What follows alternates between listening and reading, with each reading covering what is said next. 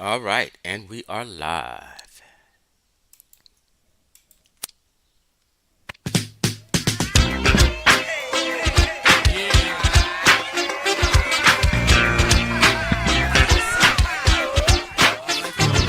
Do you want to have a party? Yeah, yeah. Do you want to have a ball? Huh. Yeah, yeah. Do you want to make a scene? Yeah, yeah. Then scream!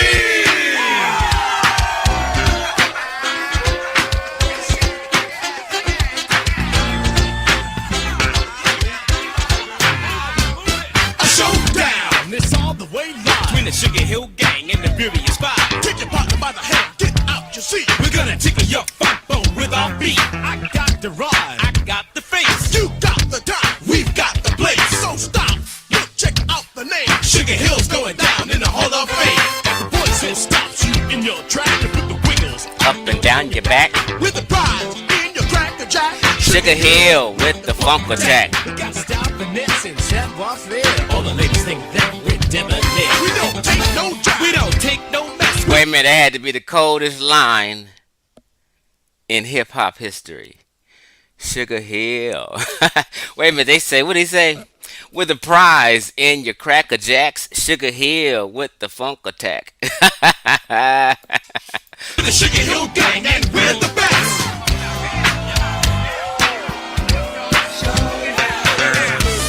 This is it.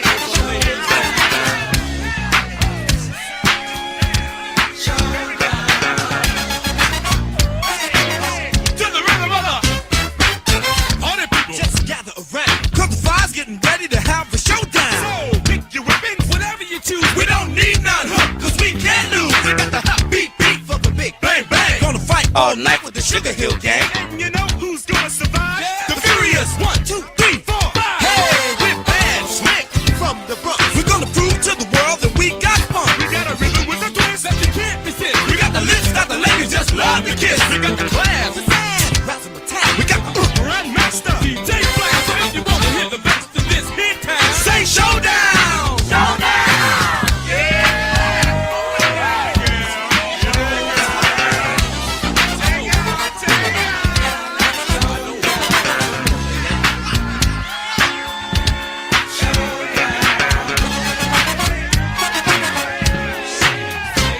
We got ya. Don't try to hide the card. Everybody moving with the groovy glide. Don't dare stop rocking if you do will know. Cause we're looking right through your radio. Young ladies. Sweet forth and back. You know you look good Cause you got it like that. Let's shift this party into overdrive. With the Sugar Hill Gang, he's the Furious Five. Hey, we're qualified and qualified to hit the tide, show the line. 10 seconds up, we're back to keep the whack from off the track. Pulsating, inflated, crowd making show stopping. 24-hour rockin' and shocking. Furious with the Furious Five, and we're the best. If you wanna get down, just help me shout. Say turn it out. Turn it out.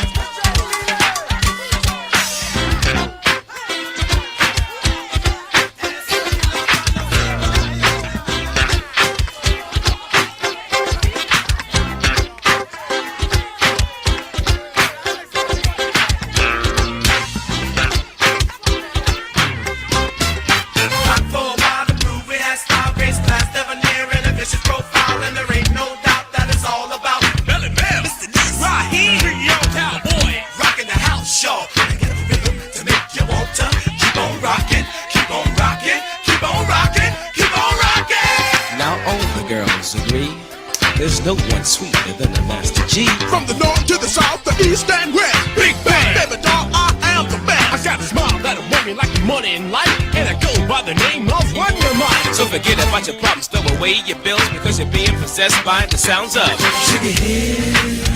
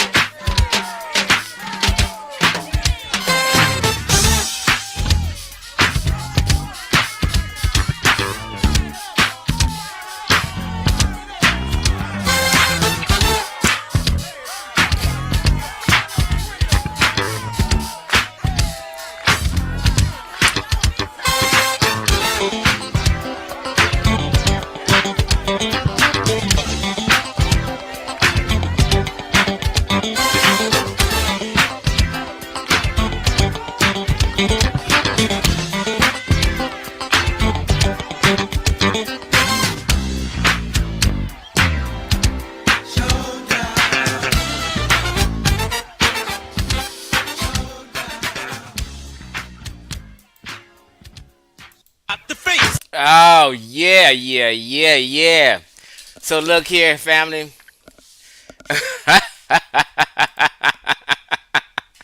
What do you say, Chief? That's gonna trigger more conscious community cultists today. You goddamn right. That is my intent. My intent ain't shit today. My intent is solely to piss off Afrocentrics and put their panties in a bunch. That's it.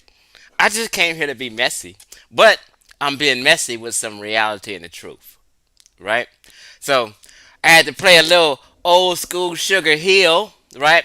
I took y'all back to 1980. Let me tell you something. I am hip hop, right? Rap can never get old to a cat who is hip hop. I never let hip hop go. Y'all gave hip hop away to Europe and Asia. I didn't give it away. Y'all sold out and you need to repent. Right? So I can remember, before I get started, I can remember clear as day the first time a rap song came on the airwaves on the radio. 1580 K Day in Los Angeles, 1979. I'm the youngest of my siblings I grew up with. I have a younger sister. She's like 10 years older. 10 years younger than me. But me, my brother who's a year and 3 days older than me, and my sister who's 3 years older than me, I remember crowding around a radio in 1979 listening to Rapper's Delight, which was the first rap song to ever come on the airwaves here in Cali. And that was the Sugar Hill Gang, Rapper's Delight. I remember clear today. We was all just around the radio, me, my brother, and sister, just listening and loving it. Sugar Hill. So it has a special place in my heart. You wouldn't even understand. All right, all right, all right. So, Chief X, can y'all hear me first of all? Oh, I guess you can hear me because. Wait a minute, AJ Morgan, what you say? The Bobby Jimmy Bag. 1580 K Day Mixed Master Show. We have another legend in the house. His name is AJ Morgan. 1580 K Day was the shit. Bobby Jimmy. That's what I'm talking about. Wait a minute, Dr. Banu. You might be on to something, but I don't know if Blondie was in before 1979. It's possible. I got to do more research, man. You may have debunked me. All right, so I was just doing a little research. I said, let me just do a little brief live stream. Peace be money. Would you say, Dr. Banu, Blondie was first with the rapture? I'm gonna have to fact check that. I'm gonna have to fact check that. If Blondie can beat 1979, then Blondie got it. Peace to you, B Money. So check this out. I was just doing some little research, and I'm like wondering, as I'm doing research on the North Africans, I'm coming across information that North Africans, just like Europeans and Asians, have a higher amount of Neanderthal DNA than do sub-Saharan Africans. Now, we're going to use some logic and common sense today. So today is a common sense science class, right? Follow me. Let your defenses down. What you say, Randy? Blondie dropped in 1981. You goddamn it, I knew I was right. Thank you, Randy. But it's all around the same time, 79, 80, 81, you know. This was the origins of hip hop on the radio.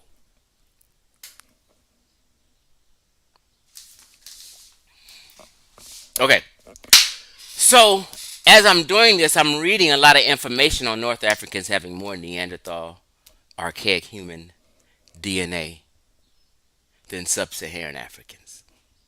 And I'm wondering why sub Saharan Africans, out of everybody in the entire world, not just North Africans, but out of everybody in the world, sub Saharan Africans has the least, and they do have some Neanderthal DNA. At first, we thought they had zero Neanderthal DNA. But today, science has proven that sub Saharan Africans have a tinge of Neanderthal DNA. Now, hit number 8 if you guys can hear me clearly so I can just continue and move on. I need to see a number 8. I don't want to be running my mouth and I'm not heard well. Um, Peace, Faith.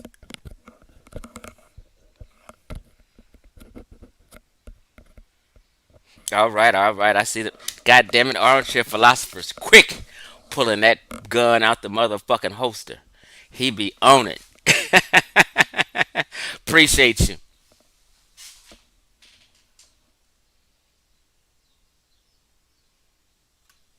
All right, all right, all right. So I'm wondering, and I have to put some logic together and figure it all out, right? So when I say this is just so people can understand. When I say Homo neanderthal or Homo erectus, I'm speaking about an archaic human. All y'all listening to me and me would be considered a Homo sapien, not a Homo neanderthal or a Homo erectus. Okay? So when I say Homo, Homo means human. Okay? So Homo erectus, Homo neanderthal, Homo heidelbergensis, I never can pronounce that word right. Denisovans were all humans. They were just archaic humans. Some old ass humans, right? So understanding migration and evolution, when you talk about humans evolving to become Homo sapiens, they're not black or white or any race at this time. And it would be impossible to assign a race to them. So to say they're black Africans is erroneous and wrong. To say they're white Africans is erroneous and wrong. To assign any kind of racial connotation to early Homo sapiens would be erroneous and misinformation, wishful thinking, and or just assuming because you're biased. Understand that. To assign a race to an early Homo sapien out of the evolutionary phase would be erroneous, wrong. It would be a wishful thing to do. You're just flat out basically lying and making up shit to fit your personal narrative. Let's just be real for a minute. It's okay. You guys do not have to compete with white folk. There are other races on the planet before white folk. And let me not say that, excuse me. There are other races on the planet besides black and white folk. Okay? Besides a European and a sub-Saharan African, there are other people on the planet. You have Samoans, you have Pacific Islanders, you have people Brazilians, you have people in the Western Hemisphere and people in the Eastern Hemisphere, the New World and the Old World, right? There's Russians, you understand me? There's Australians. There are other people in the world because besides so-called white and black folk, which are social constructs. But we do know who white folk is. We do know who black folk is. If I want to use them terms. Now, early terms that are obsolete that were used to categorize people. I think it was just three of them: Caucasoid, Mongoloid, and Negroid. Mongoloid meant Asian people. Caucasoid meant white or people from the Caucasus, European people and North African people, Arab people. Negroid people meant sub-Saharan people or people in different islands like in the Philippines, Negritos. They live in a mountain area, right? So at a certain time, everyone was clear of who was representative of Caucasoids, who was representative of Mongoloids, and who was represented as Negroids. It's 2022 now. Science has evolved. Vocabularies have evolved. There are different people on the planet now. There are racial mixtures and biracial people. So them categories are obsolete and we have new terminology now, new nationalities now, and all the above. Okay? Now, as I'm going through the information, like, well, hold on, let me just say this before I keep going.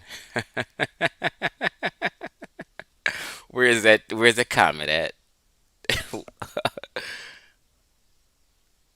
Wait a minute.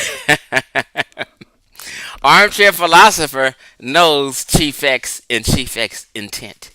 He said the title is sure to make the conscious community go bananas, go berserk, go crazy. Because what they're going to do is try to save face and, you know what I mean, you're telling them some information that may be new or information that may not be spoke on as much. So you may not have clarity on the information. So it just may shake and rattle your beliefs or what you thought was real. But calm down and breathe. I got you. It is okay. Right? This is what people have to understand, first of all, before I get into this. Stop competing with white folk. You're losing and you lost. Okay? White folk won.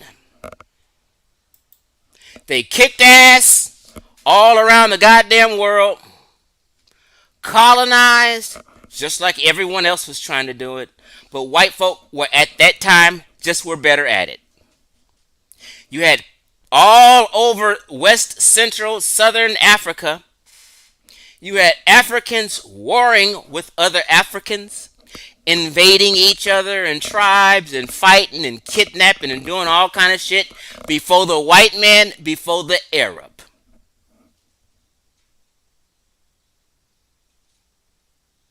They practiced slavery in Africa before the white man, before the Arab. They practiced slavery in the Western Hemisphere before the white man, before the Arab. In Asia, they practiced slavery before themselves. It's just a reality. White folk won the war. It's over.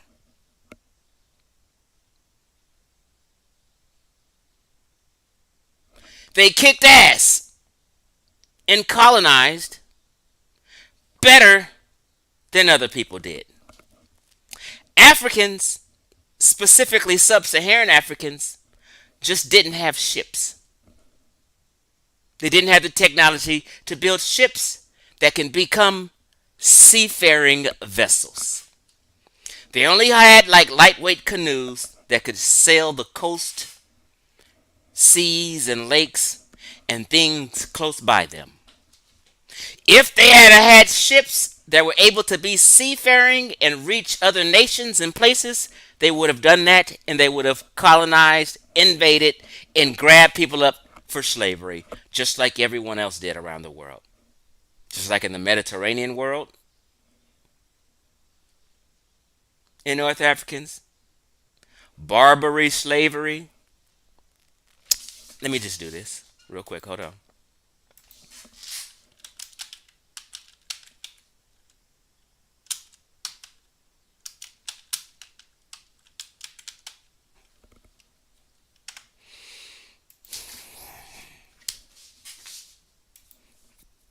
So let me just put this up so people can understand and be clear. We're having a common sense science teaching class today. So let me present. Hold on. Let me stop sharing for a minute. Now let me present. Let me share my screen. Let me click on that. Let me hit system audio again. Bam, sharing. I got it. Let's go. Okay. So even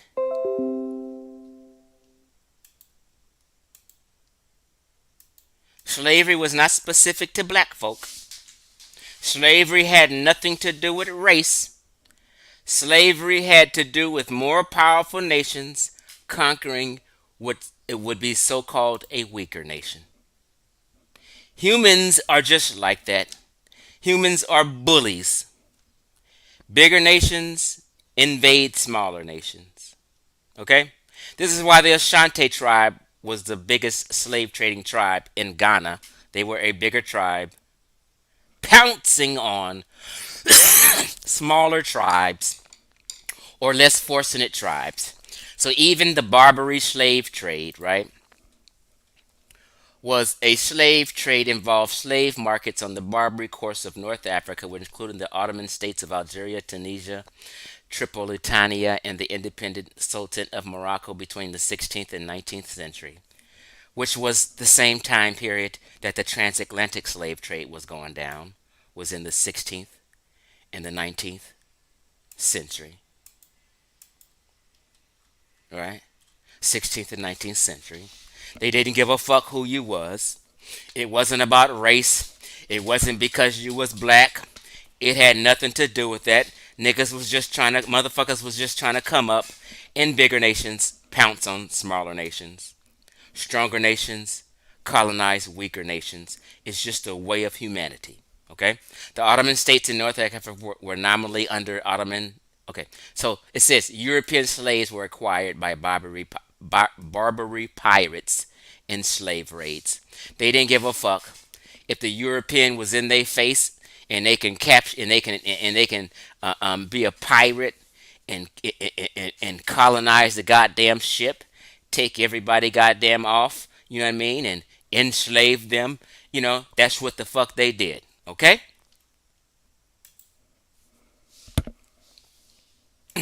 Now I just wanted to show that, just get some clarity. At least about 100. No, no, no.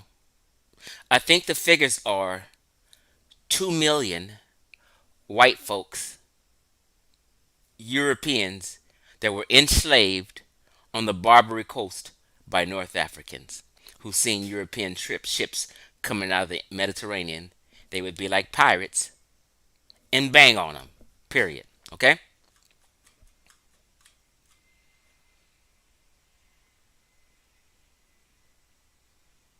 Right. Okay. So everyone is guilty of enslaving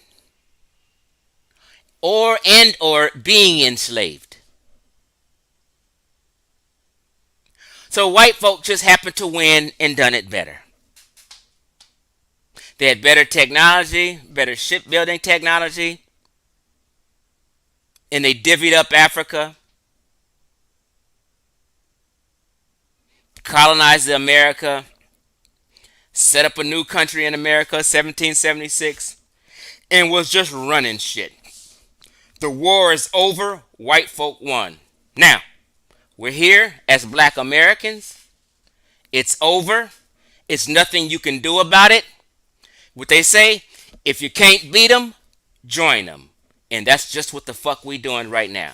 We are all mixed up in this melting pot in America, and we joined them because we couldn't beat them.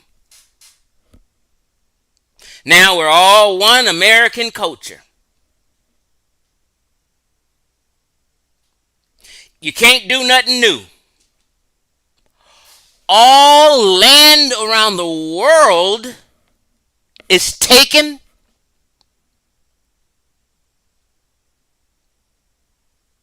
and governments and military and police forces run them and protect them. It's over.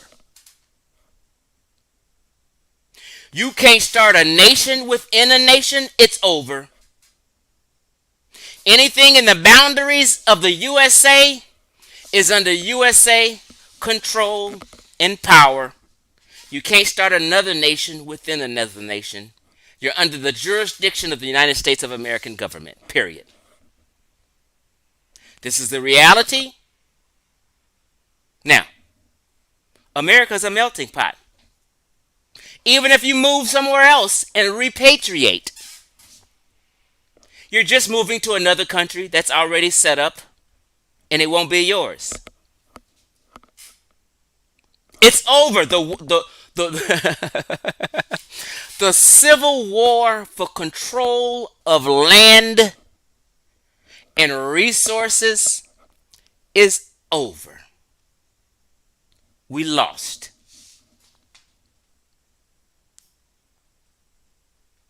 So now what black folk is doing,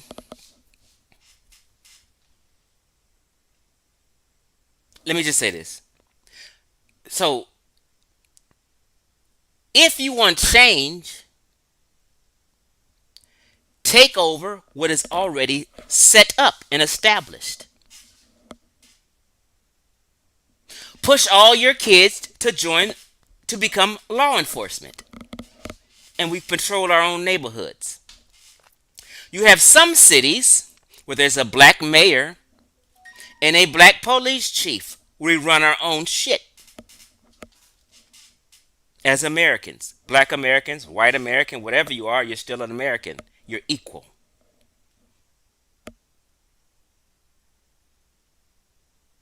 When Obama was president, we had a black president, a black attorney general, who was the top cop, and black folk was in general had the head positions in the USA. This is just a reality. So if you want to run something, take over what's already established. And people should get an education and get into certain fields. People should get into positions of power. If you're not becoming attorneys, law enforcement, scientists, that's on you. You have every right to become that. I'm all off subject now. Right? So I just want to get that clear in your head that the war is over. If you can't beat them, join them. We've joined them. Shut your mouth and stop competing with them. Now what you do is we compete for morality with white folk. And we try to act like, okay, we're better than white folk morally because they enslaved us and done all these atrocities. But then again, you forget about the atrocities of like Queen Nzinga, who put your motherfucking ass on a boat and sold your ass over here, knowing your ass was shackled down and going to go through hell. Queen Nzinga was very fucking clear on what you went through over here in slavery. So there's blame on both sides. Let's be honest. Okay. So as I'm going through North Africans' genetic history, I'm realizing they have way more Neanderthal DNA than black folk. Come to find out and really realize, and then I started looking at ancient peoples found. And when it comes to the oldest sub-Saharan African that we have a fossil record for, he's young, about 8,000 years old. Let's talk about it.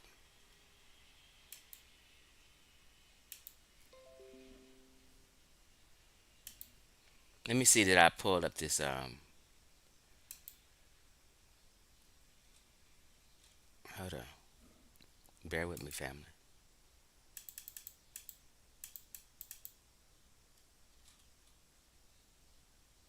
Okay, there we go. Bear with me though.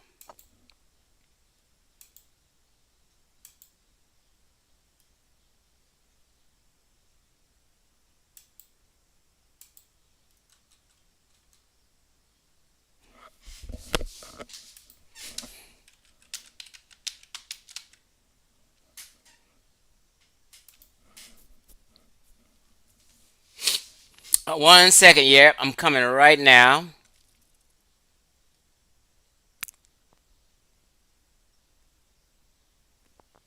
Um,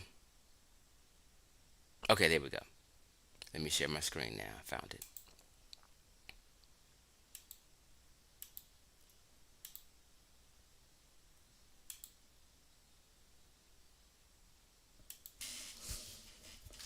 All right. So this is a topic that the conscious community, black folk, so-called woke folk, just want to ignore and never, ever, ever, ever want to speak of. I'm probably the only man next to my brother named Aku Cromanti that ever spoke on or did a video on Asler Man. Why don't black folk speak on Asler Man, right? It's right here. When Asler Man, right, is one of the earliest known anatomically modern human skeletons, with features commonly found in modern people living in sub-Saharan Africa.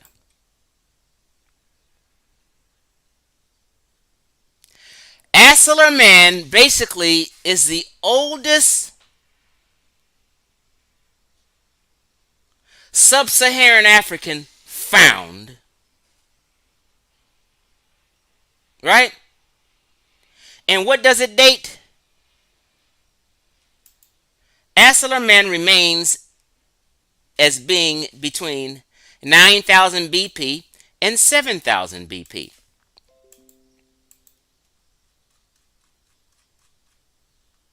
Right there. So Asler Man, the oldest known sub-Saharan African modern human found, at best it says 9,000.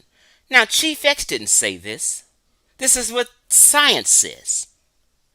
Argue with them, not me. Breathe for a minute and ask yourself why the conscious community has never spoke on Asler Man. Uh-oh. Let's come back.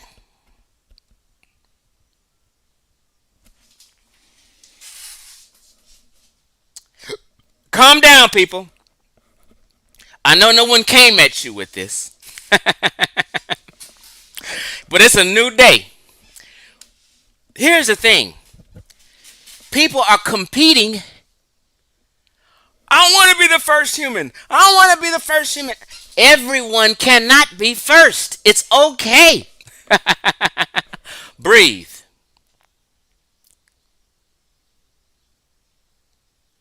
Smoke a joint and calm the fuck down. Afrocentrist is going crazy right now. Oh my God, why did Chief X bring that up? He's going. Check it out now. So, let's check out some other things. And I said this is a common sense science class today. Humans left Africa 40,000 years earlier than we thought, this article says. We're just going to be putting some logic together and thinking today. I'm not making any claims. I'm just giving food for thought. Who left Africa? Is the question. Did what we consider black Africans leave Africa? We can't say that because if you remember my beginning speech, it would be erroneous to assign a race to an early Homo sapien.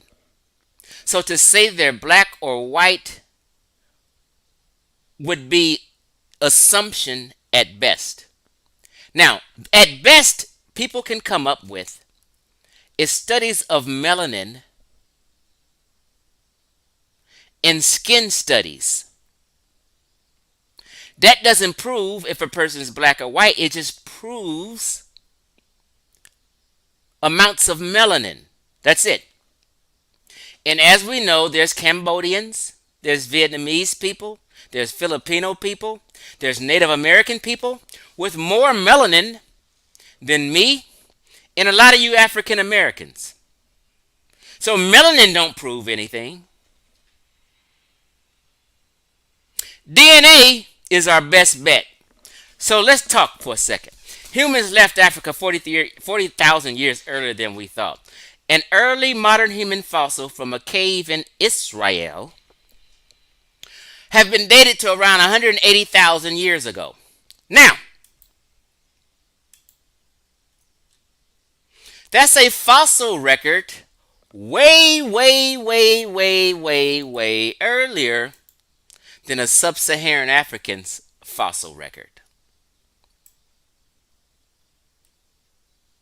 Okay, so early modern human fossils from a cave in Israel has been dated to around 880,000 years ago, showing that Homo sapiens left Africa more than 40,000 years earlier than previously thought. I always teach 70,000 years ago was the out of Africa theory. Okay? Museum human origins expert Professor Chris Stringer says the findings add further evidence to the complex picture of when modern humans dispersed across the globe. The find breaks the long established 130,000-year-old limit on modern humans outside of Africa. I think the new dating hints that there could be even older Homo sapien finds to come from the region of West Asia.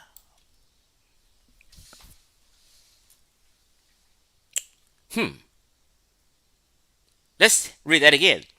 I think new dating hints that there could be even older Homo sapiens finds to come from the region of West Asia. Uh-oh! Let's talk. The fossil jaw fragments found in the cave with features indicating it was from a Homo sapiens, right? They had the ancient jawbones and shit, right? Out of Africa again, it says here, right? Homo sapiens evolved in Africa before expanding to spread out around the globe. Genetic data indicate that the ancestors of current human populations outside of Africa did not leave that continent till about 60,000 years ago. This new discovery adds to the picture that various Homo sapiens migration waves left Africa earlier than this, but were largely unsuccessful compared to the wave around 60,000 years ago. Their lines of descent must have eventually died out or were overprinted by later waves after they have contributed little or nothing to our current genetic makeup. Okay? So,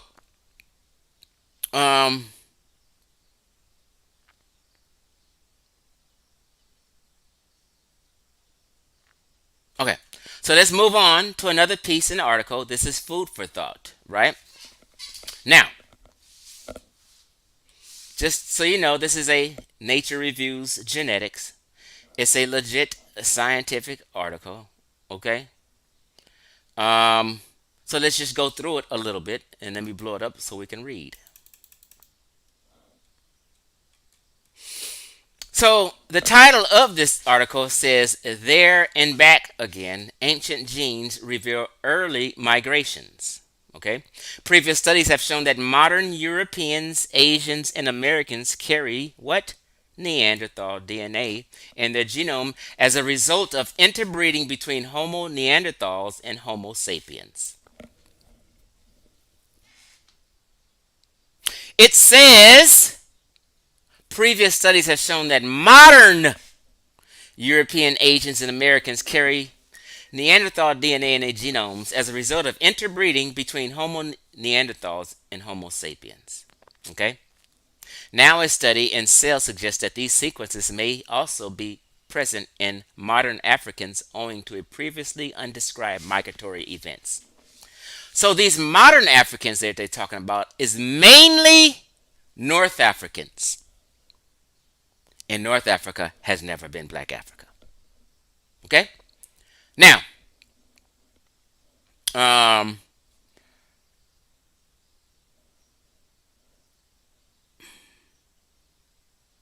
so they're talking about interbreeding events approximately 50,000 years ago, right? So just keep these things in your mind and understand, okay? Now, it's something in here I was going to go over again. Okay. So, right here it says Neanderthals were localized to Europe and Asia. Okay. So far, just roll with me and think and breathe.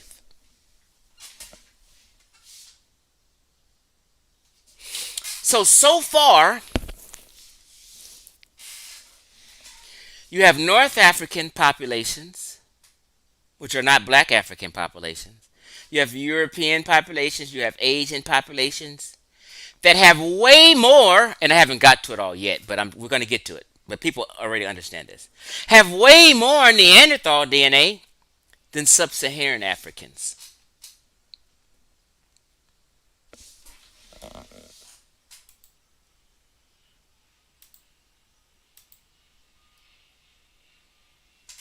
And let me just share this again.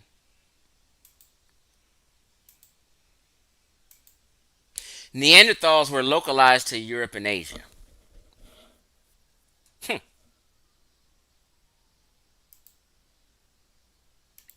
So, what's happening here is people who left out of Africa, either through the Horn or through the Levant, met up with archaic humans such as Homo neanderthal and admixed.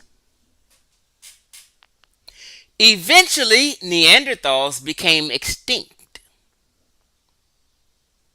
So those people who left out of Africa and admixed with Neanderthals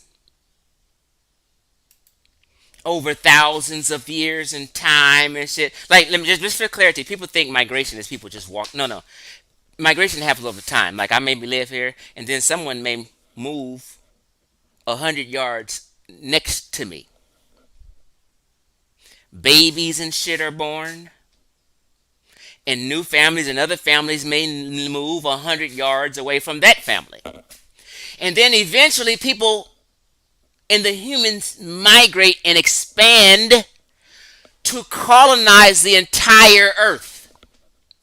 This is why it took those who left out of Africa.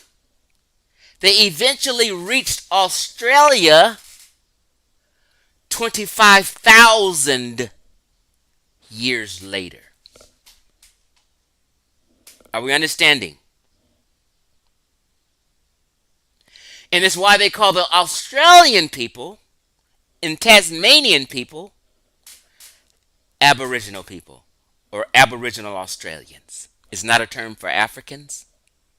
It's not a term for white folk or for Asians. It's a term for Aboriginal or original Australians only. So, these people who left out of Africa and admixed with archaic humans around the world or in Europe and in Asia,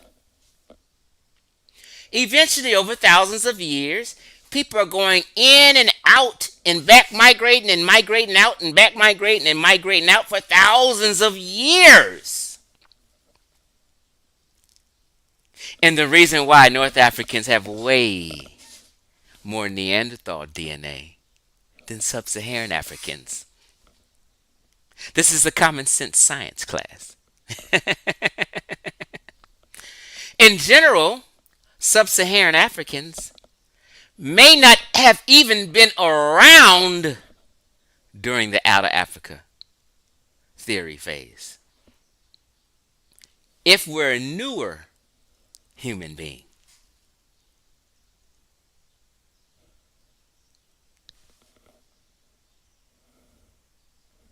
breathe. It's okay.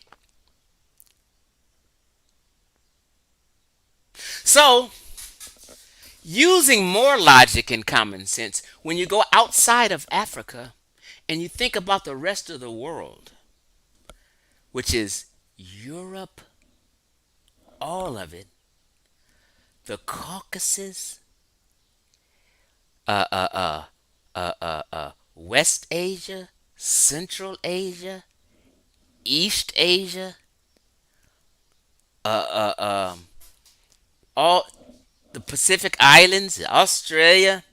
When you consider the rest of the world outside of Africa, black folk only make up about 1/10 of it. You may find some black folk as negritos in the Philippines. That's one population out of hundreds. And you may find the Jurara people, the Adamese Island people. We're talking about two people so far. I'm not even going to throw in the um what are those dark straight haired Indians? Dravidians. Not even gonna throw them in there. Those are straight haired people. They're just very fucking melanated. But let's throw them in there. Three.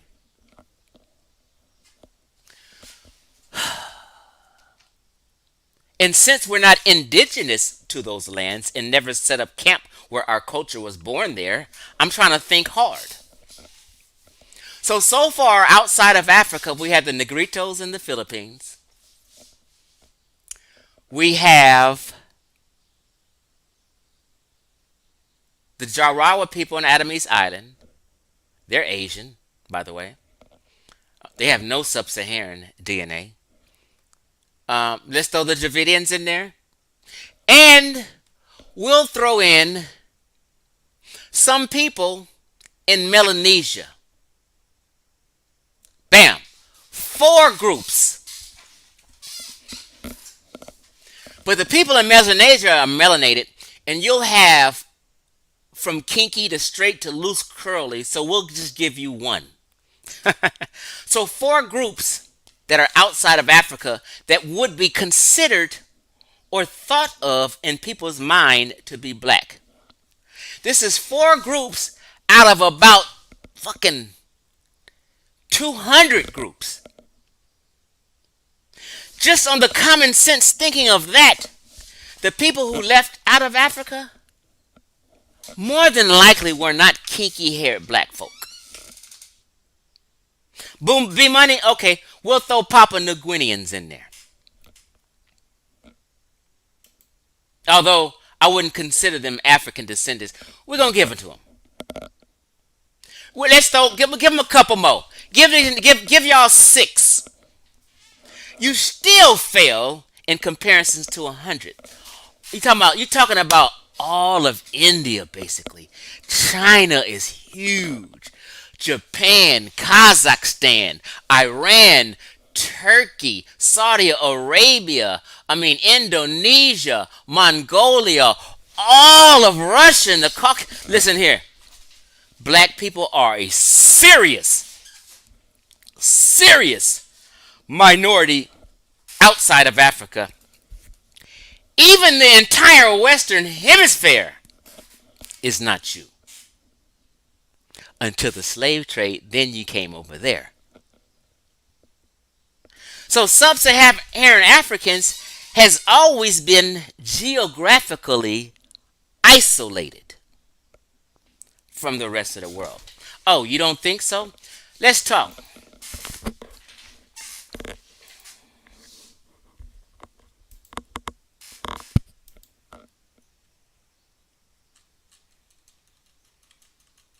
Hold on.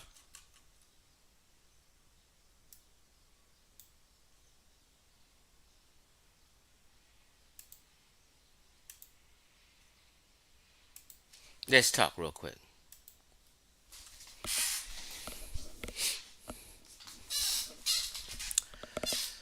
In this scientific article from the National Library of Medicine, PubMed, PMC, since niggas always crying about Wikipedia, let's just do this. They say source up. Okay.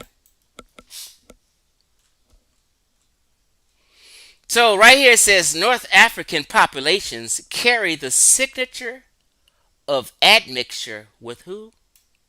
Neanderthals. Because they were out there.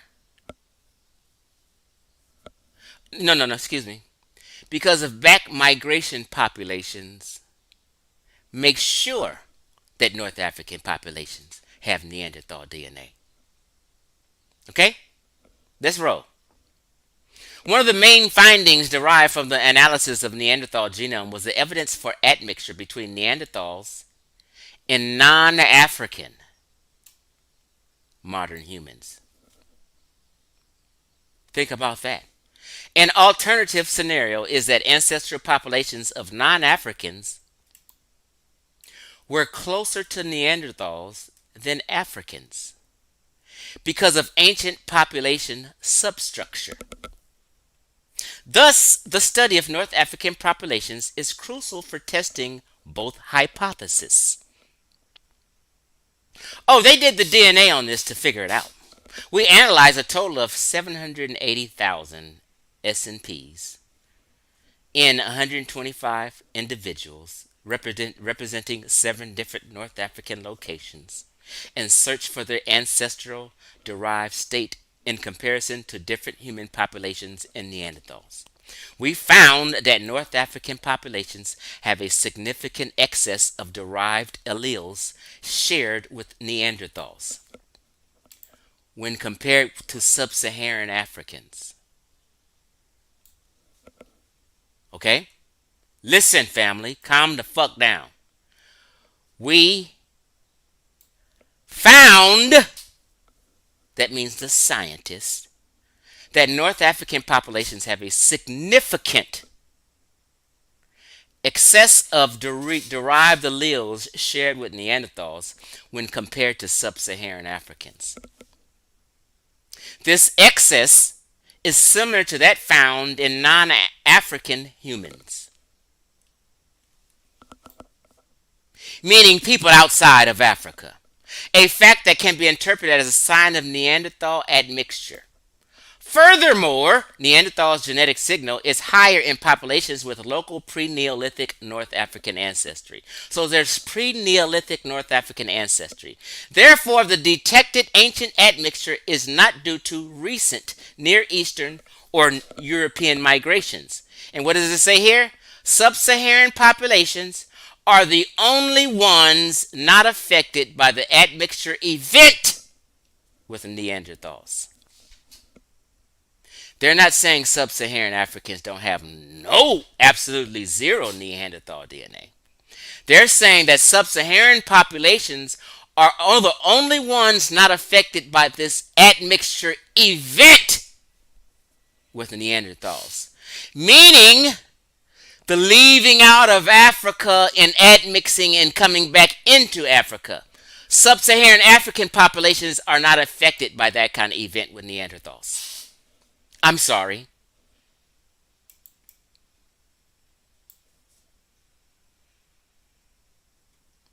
Okay. Now, moving on.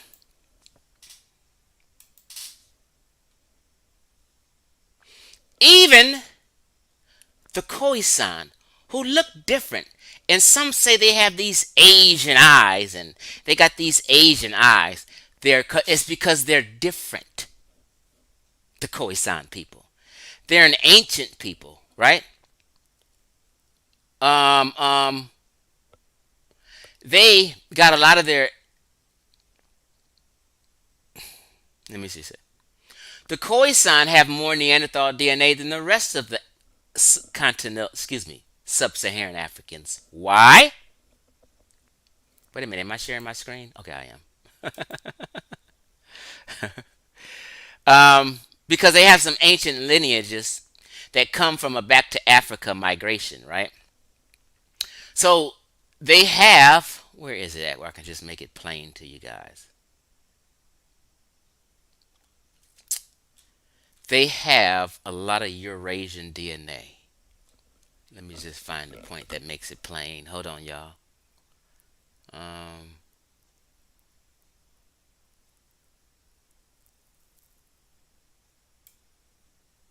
because, first of all, they're different because, as you see here, the Khoisan tribes of southern Africa have lived in near isolation from the rest of humanity for thousands of years. In fact, the study shows some of their DNA matches most closely people from modern day southern Europe, including Spain and Italy. Because when people back migrated from the Horn, they went down into southern Africa. And that's where Khoisan got some of their ancient DNA from. Some of those back migrations, and that's why the Khoisan has some close matches with people in southern Europe, including Spain and Italy. Now, off them,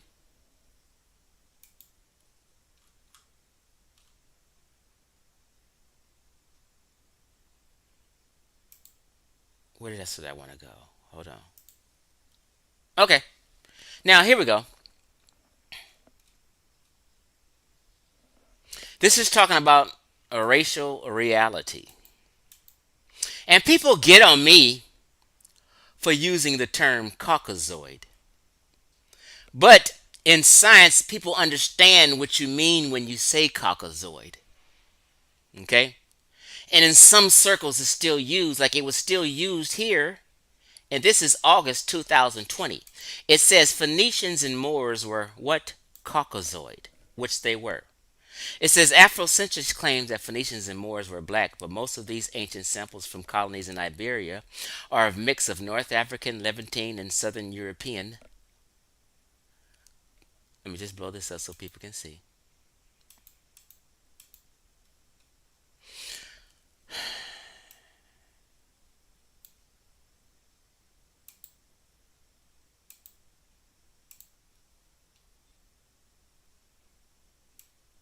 Okay.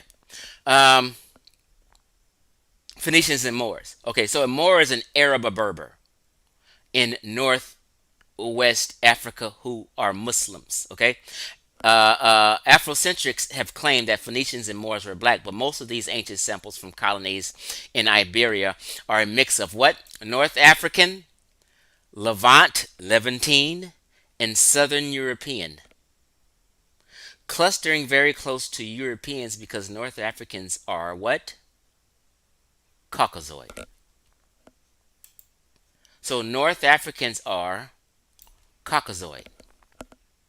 Only two samples from the later Muslim period have sub Saharan African admixture, and they cluster far away from the rest. Modern Iberians have much less of all this admixture, right?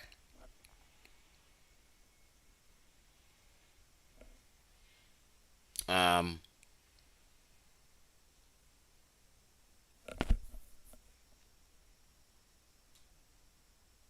so they're just talking about populations right here. I don't want to bore you with all this.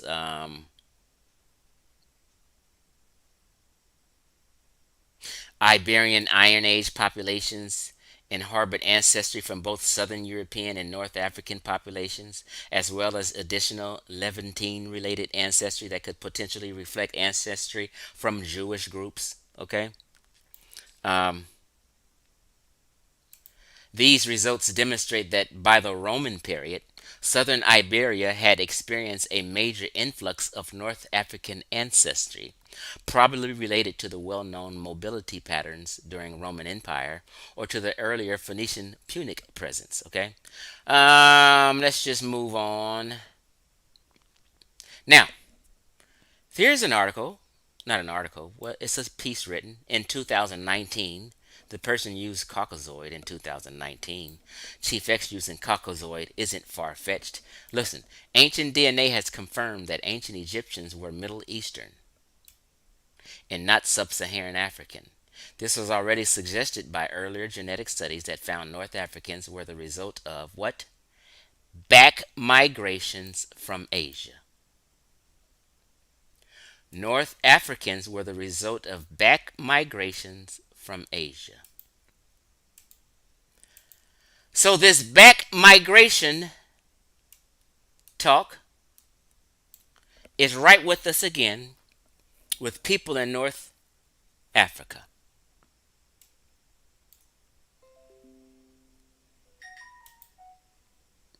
Back migrations. Okay, so wait a minute. Okay, because so this gets tricky here. Because yesterday we was on a live stream and people were talking about A group Nubians, B group Nubians, C group Nubians, all the way up to X, right? And I did a whole video on A group Nubians being Caucasian. A group Nubians is pre-dynastic times. A group Nubians, just to give you an understanding, is more so talking about ancient Nubia more so than Nubians. Ancient Nubia is talking about geography and not people sometimes. So sometimes when you're reading and you're doing studies on ancient Egyptians and ancient Nubians and DNA and genetics and blacktop pottery and all this ancient pottery found and stuff like that has been found in what is geographically Nubia, they're talking about ancient Nubia sometimes and not ancient Nubians because of geography. Okay? So I have a whole video explaining and showing that A group Nubians are Caucasoid. Blacktop pottery was put together by people who are of Caucasoid descent. Okay, so let's just read a little bit of this. Ancient DNA has confirmed that the ancient Egyptians were Middle Easterns, not sub-Saharan African. This was already suggested by earlier genetic studies that found North Africans were the result of back migration from West Asia. But even before that, older craniofacial analysis of skeleton samples from all over Egypt and Nubia, spanning all of ancient history, also showed the same thing. Here are 5 lines of anthropological evidence that ancient Egyptians and Nubians with North Africans, West South Asians, and Europeans, Caucasoids, and separate them from sub-Saharan Africans, Negroids. Okay, note that Horn Africans, Somalis, cluster with Caucasoids, in some cases Negroids in others, which indicates they are a racially mixed population that's not representative of either sub-Saharan Africans or Egyptians and Nubians. Okay, so a lot of Horners are so fucking mixed up is basically what they're saying. With Arab and shit, you just can't say they're just sub-Saharan, or that you can't say they're just Egyptians. They're all fucking mixed up is what it's saying. And it just breaks down to these craniometric studies and shit, cranial non-metric studies. I don't feel like going through all this. Dental metrics and shit, you know what I'm saying? It's saying dental metrics, dynasty Egyptians cluster with Afghans and North Indians, okay?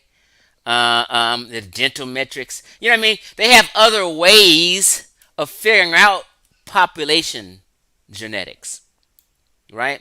Besides just DNA sometimes, okay? Dental non-metric, you know what I mean? Prognosticism, they even got studies on that shit, you know what I mean? Eurasian origin and back migration of L3 and DE, right? So this back migration thing is a study that needs to be talked about more of. And these people have been migrating and back migrating for 71,000 years, 70,000 years, bro. I mean, like for instance,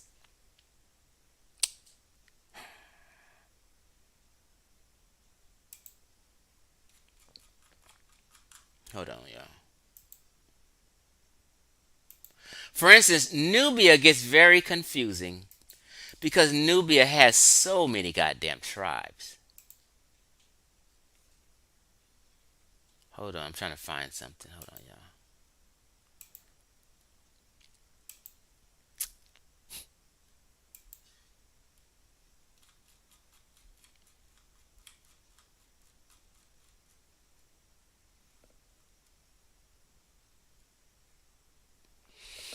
So right here, they're talking about the genetic history of North Africa. Okay, so let's go down, and they're talking about the ancient DNA. They're talking about North Africans. Right here, it says, unlike sub-Saharan Africans, North Africans have similar level of Neanderthal DNA to South Europeans and West Asians. Let me make that bigger. I just want to make sure everybody sees.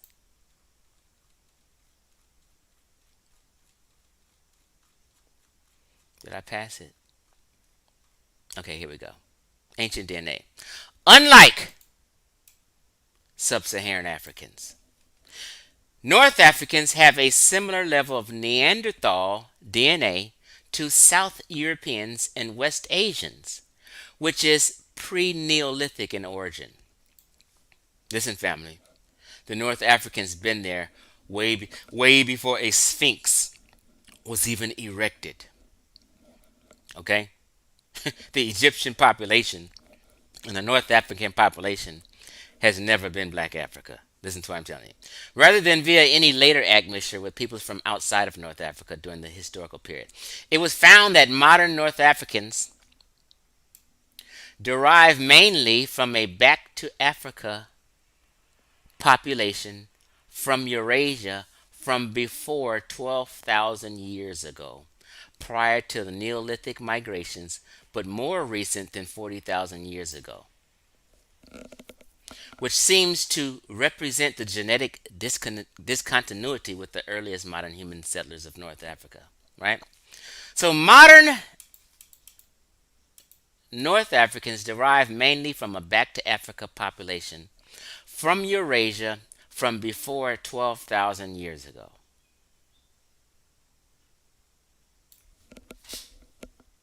I mean, like, I mean, the people have been there forever, family. It's just what it is.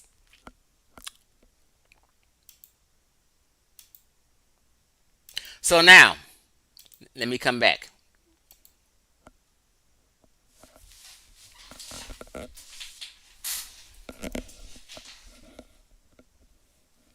Let me come back. So, on the strength of Neanderthal DNA found in a lot of these populations and found way less in sub-Saharan populations, is common sense proof that sub-Saharan Africans didn't leave out of Africa to migrate and populate the world. And that's why the most of the world outside of Africa is not even a black kinky head population. We only have at best 6 groups that possibly or may relate to being nappy head people in Europe and Asia. The rest of the 100 groups don't. They're straight haired people. I mean, like, if you just put your common sense to work here, you'll have to say, coupled with the understanding of Asseler Man, which we showed, who is the oldest sub-Saharan fossil found so far, that we can't be or may not be that old as Afrocentrics want people to think.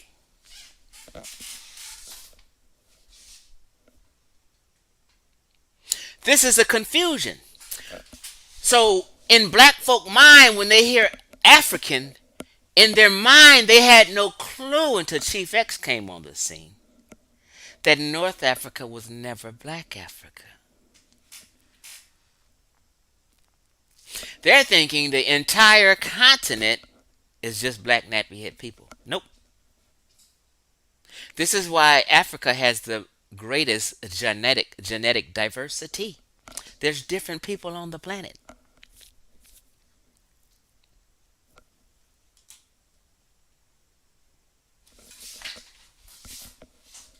Now,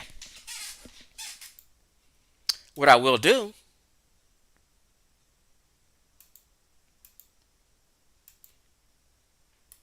is pop this link in the chat.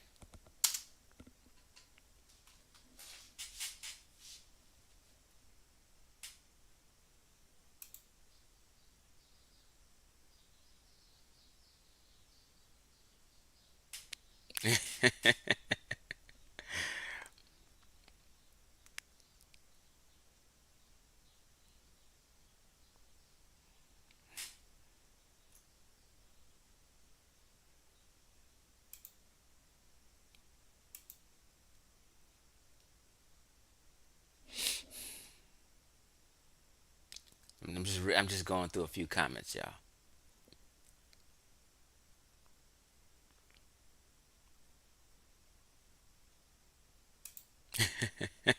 Share.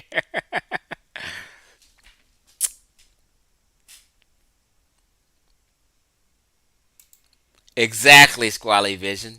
Just goes to show that they've been there for thousands of years before Egypt existed. Before the nation state Egypt existed, these people have long ago back migrated from West Asia into North Africa. Long ago. Why Afrocentrics have never taught this in 40 years is beyond me.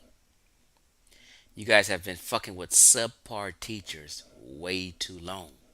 We need to get you niggas into the world of academia, like the real world of academia.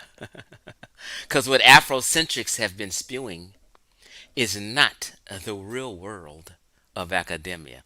And shit. We have Neptune's Lagoons who done hit the link. Now, I'm going to warn y'all before I bring on Neptune's Lagoon. Right? Um, what you say, Jakir? They lie, they steal, and they cheat. Afrocentrics will lie, cheat, and steal to claim Egypt, Moors, Native Americans, and all the above. ASCAC is a cult. I got a video saying so and proving so. I did a whole video on just ASCAC. Because it's a group of homies who basically got together back in the day and decided to create their own narratives and all still Egypt, and not one of these people have ever corrected the other person. One person in ASCAC could be talking about, hey, we the original Native Americans, and another person in ASCAC can know better and won't even correct his own brother. This is, it's a cult. They will lie, cheat, and steal to be Egyptians. Now, I'm going to bring on Neptune's Lagoons, and I'm going to pre-warn you that Neptune's Lagoon is raw. He may say some things that you may feel is rabbit racist, but he's just raw and truthful from like that from what he found. Okay? So, breathe. Me and Neptune's Lagoon has had several phone conversations, right? And he showed me some things that were shocking to me, right? But I'm gonna bring him on, and I'm bringing him on in the blind, so I don't know what kind of wild shit this man's gonna say. So I'm scared to even bring him on, but I'm gonna do it. What's up, Neptune's Lagoon? Don't be afraid, man. What's going on? All is good. Your voice is very clear, and I can hear you well. Cool. Okay.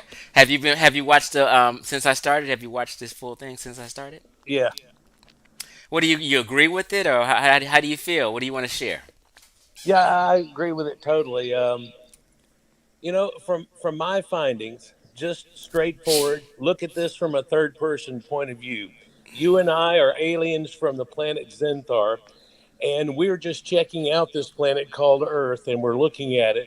And somehow, through the Star Trek type of information or technology we have, we're able to just look through the soil and everything without ever digging anything up and just see all the things that have happened and all the fossils and things like that and find out that yeah man, they had dinosaurs and all this crap was going on, and the dominant people that are making these cities that are all lit up at night and so on are these homo sapiens that apparently have been around. Well, the oldest that we find now is 325,000 BC. Damn.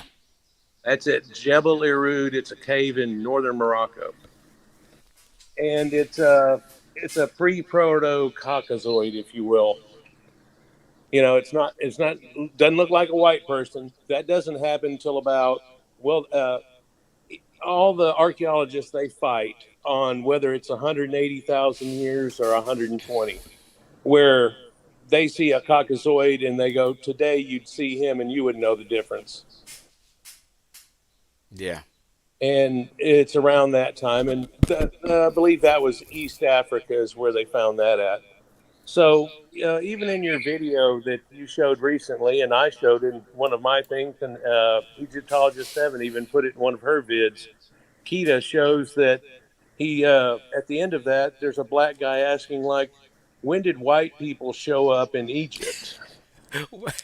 Wait, You know, this guy named one of my good followers, armchair philosopher. That's question marks. It's a pre-proto Caucasoid. yep. So just like Neptune's a goon, kind of create his own terms sometimes. Go Well, ahead. you know exactly what I'm saying whenever I say something like that. They weren't what we would call Caucasians yet, so you're going to call them a Caucasoid, and they were actually weren't quite that yet either. But these were the people that were destined over time to end up becoming those, so you would call them pre or proto Caucasoids. It's a term that archaeologists would actually be able to use clearly. People would understand what he's saying. You know. Okay, okay, okay. So Um, look at this is what I'm gonna do. I'm gonna pull up these. What do you call them? Blue-eyed what? Early blue-eyed Egyptians. just blue. Let's look up blue-eyed Egyptians. You don't have to look up early. It's only going to show the early ones because that's when the statues are there. It's during the pyramid time. Okay, I'm gonna do this and I'm gonna put it on the screen. Yeah, they're going to hate this.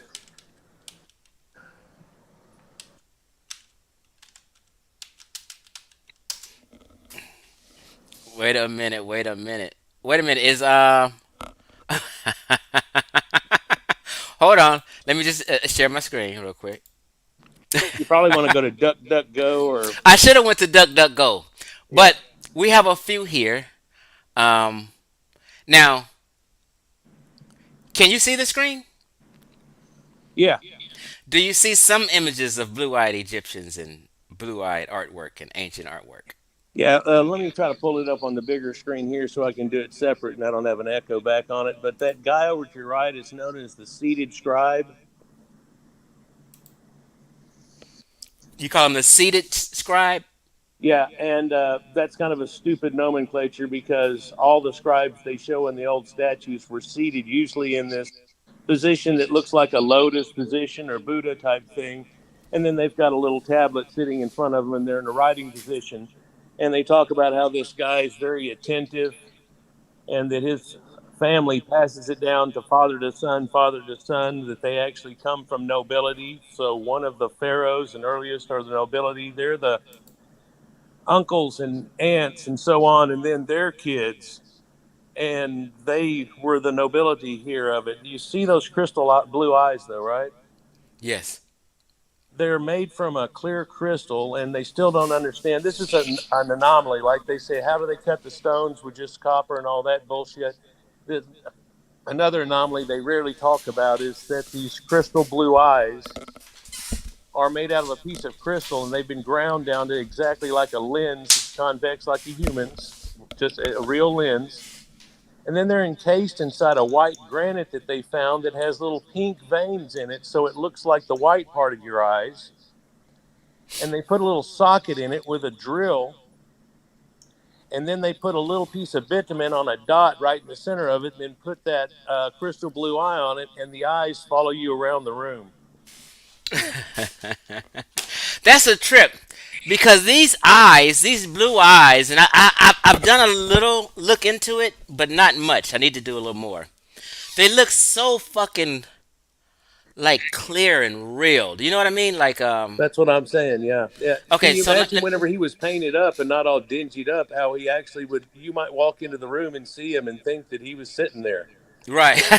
There also these scribes back in this time right here during the earliest dynasties, they were a little more realistic on it. And if you showed the whole picture of this guy, he's got a little belly and a little bit of man boob tit on him and stuff, and just looks kind of natural. And some of the other ones even look at even worse.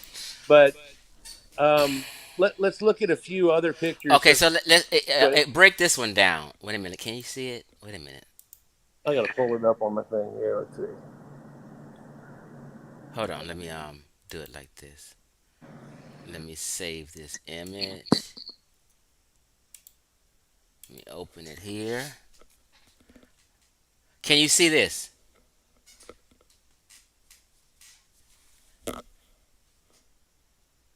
I don't know if you um fell off or hold on, let me see.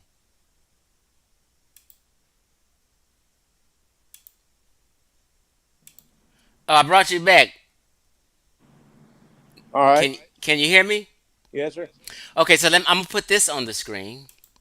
Oops, my bag. Where is it at? Where is it at? Bam! This now. Can you see the screen? Yeah. What do you want to say about this? It says Egypt, Sumer, Peru, and India, and all these figures have these blue eyes. Man, I could go off for hours on this, dude. And you know it. We've had conversations before about this, just parts of it, just a little bit. But notice that the nobility of each of these places apparently had blue eyes because they're showing it, definitely of it. The guy on your left is a Ka statue or the dead statue, which back in the old days they used to be made of wood, which is yew wood or Now, sycamore. before you continue, Good. I just want to let you know and the audience know that I like what you come up with. I like some of your stuff though, Lagoon. I got to tell you that. But some people say you're pseudo. Do you? But continue on. Uh, But break this down, and then after you break this down, defend yourself from that claim. Go ahead. okay. That guy on the left that's right there is a Ka statue, and that's a statue of, let's see, it's, in a moment I'll think of his name here. I'm drawing a blank on it right now, but it's Oraha. And people have said that that's not because it shows up in the 12th dynasty, and the last one that they show up with blue eyes. You can see his crystal blue eyes. You breaking up a little bit. You can see his crystal blue eyes there. His name is Horaha, so he's named after Horus. And people have said that that might actually be a Ka statue meant to be a representation of Horus instead of Horaha. But they have found a person in a dynasty around the 12th dynasty as Horaha. So then they've attached that to him. You know how they do a lot of times in Egypt where they go, well, I found it around here, so it must be this guy. Hmm. They're like, it doesn't even say Cheops on it. So what are you doing? That type of thing. So Well, on to the right of that, pause 1 second. go ahead. Hey, Omar Toru, Tura in the chat. I would love if you can come on the panel. I do have a link in the chat. If you can't come on, it's understandable, but I would love for you to come on. Okay, go ahead and continue, Neptune. The guy to the right of that, so the second one from the left, is Sumerian statues, and they're very famous for it. And it probably wouldn't surprise you if I said the ancient Sumerians, before the Akkadians came in and everybody else, were actually a blue eyed people. And so all those stories you hear about it, and of course, a lot of the Bible was taken from that, like Noah's Ark and all those types of things. Abraham was from Ur, it's in Sumeria. There's famous Woolley, whenever he was doing archaeology there, he ended up finding a clutch of what looked like all the gods and so on like that, and nobility, and then some of them were declamated to be the priest kings, the Caucasians that were running that, and they were considered demigods, just like they were kind of in Egypt. They're all gods, right? Right. So I tried to comb my hair and made it even worse. So this is Uh, what I'm gonna do. I don't give a shit. I'm gonna put this image up, and this is another image that people avoid. Hold on.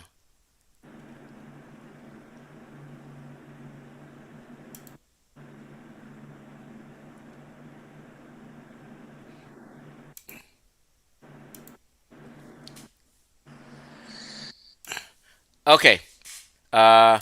That's where I was going next on. Wait. That's exactly where I was going, Chief. Next with the thing with the Wait. blue-eyed statues. And there's another thing we need to look at called reserve heads. But let's just look at this real quick. This is Himwenu. Himwenu is the architect of the Great Pyramid at Giza. You can see that they showed him, like I said, more realistic. He's fat. He's got man boobs. He's got a double chin. He's got fat legs. I would venture to say that he was a lot fatter than that, but they at least drawed him kind of chubby and went off of it. He could have been fatter than that. But you can see what I'm saying whenever they draw them not Photoshop form or something like the Greek gods are always drawn and shit, but like a real person. And this is a real person. And the first original Ka statues and things that they had, and all the way through, really, when they try to make the facial representations, the soul is supposed to recognize itself due to that representation that's given of them. And so they tried, at least in some way, to make them look somewhat like them.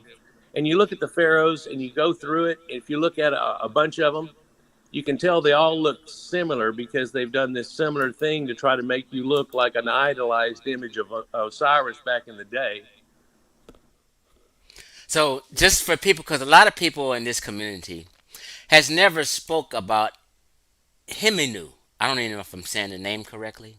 Close enough. It's Himwenu, I think, is the way you pronounce it. Because, Himwinu. yeah. Okay. So he was a real, according to history, was a man who lived in ancient Egypt and who is believed to have been the architect of the Great Pyramid of Giza as Visor, right? Yeah. And that's his statue. Yep. And I will say they never speak of this man or even show a picture of him. Oh, Afrocentrics won't. And if you try to do it, then they go, oh, that was a fake or some bullshit. And you can even show where they found him. When they found him, he might have had crystal eyes, by the way, or something, because when they are inlaid eyes, because when they found him, somebody had dug like with a screwdriver at his eyes. So they had to replace that. And his head had been broken off, but it was sitting right there next to him.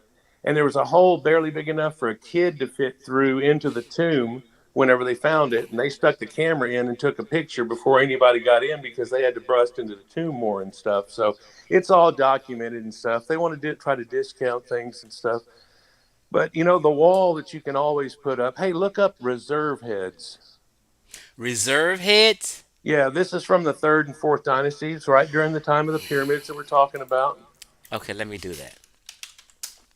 Reserve heads. You don't even have to put Reserve. in Egypt. I think if you do, you might see a few more. But Egyptian reserve heads? yep. Okay, let's do this then. Damn. Here's a whole Wikipedia article on reserve heads. Oh yeah.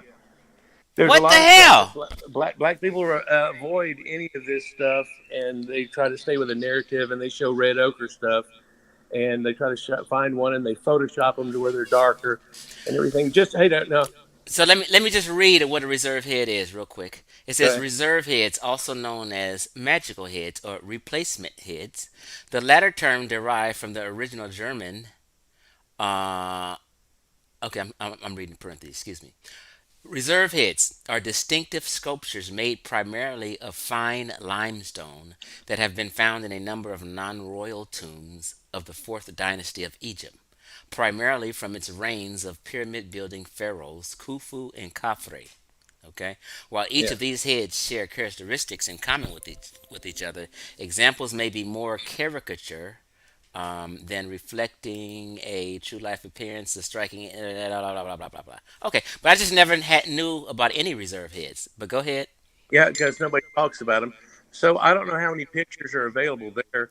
If you'll just click back out of that and click images, it's going to show you. There's some. All right, click on that picture and we'll go through a few of them. Okay, here we go.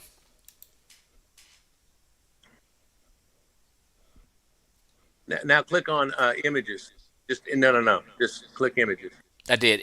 These are all the images I clicked on. All right, there you go. Like There's a that. lot of them. Okay. So you see the third one from the left on the very top. Okay. Black people have always said that oh, see, that looks kind of black. Well, at best, that looks admixed as hell, and you know it. But that's actually a woman. It just doesn't have any hair, so it looks weird. All the other ones there are all males, and if you look at them, you tell me what you see. Not that one necessarily that you're looking at there, but any of the other ones. Now, this is a woman, but if you look at the other ones, all the other ones, which they're kids of this person and the parents of this person because they were nobility. Tell me what you see there. Can you understand whenever the archaeologists first found these and the cranial things and started doing measurements, they started calling them Nordic type looking people? Mm. Do you see what I'm talking about? Do you see what they were talking about? Yeah, yeah. I mean, look at that guy in the top left hand picture. He looks like some Adonis from the future or some shit.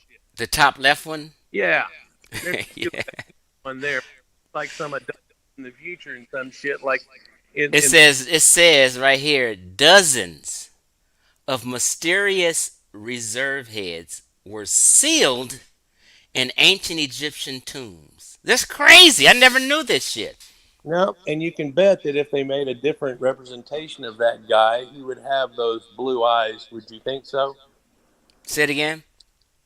If they made a representation of him that was colorized or like that scribe, do you think he would look kind of blue eyed?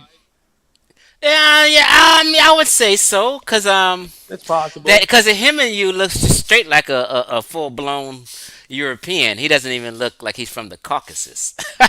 No, yeah, to me he looks almost like Russian or Greek because he's got that real skinny nose, but it's hooked over nose. It's an aquiline nose. It means like a bird, like an eagle has a hooked nose. Now hold on. Oh shit! Here we go. And we have a hold up. There's Wait a a bunch of them. minute. When they say dozens, I think there's like 27 of them, but some of them are cracked, and there's a couple that are missing the nose. So all of a sudden, blacks feel like they can go, well, if it's missing the nose, it must have been a big old nose then, and Okay.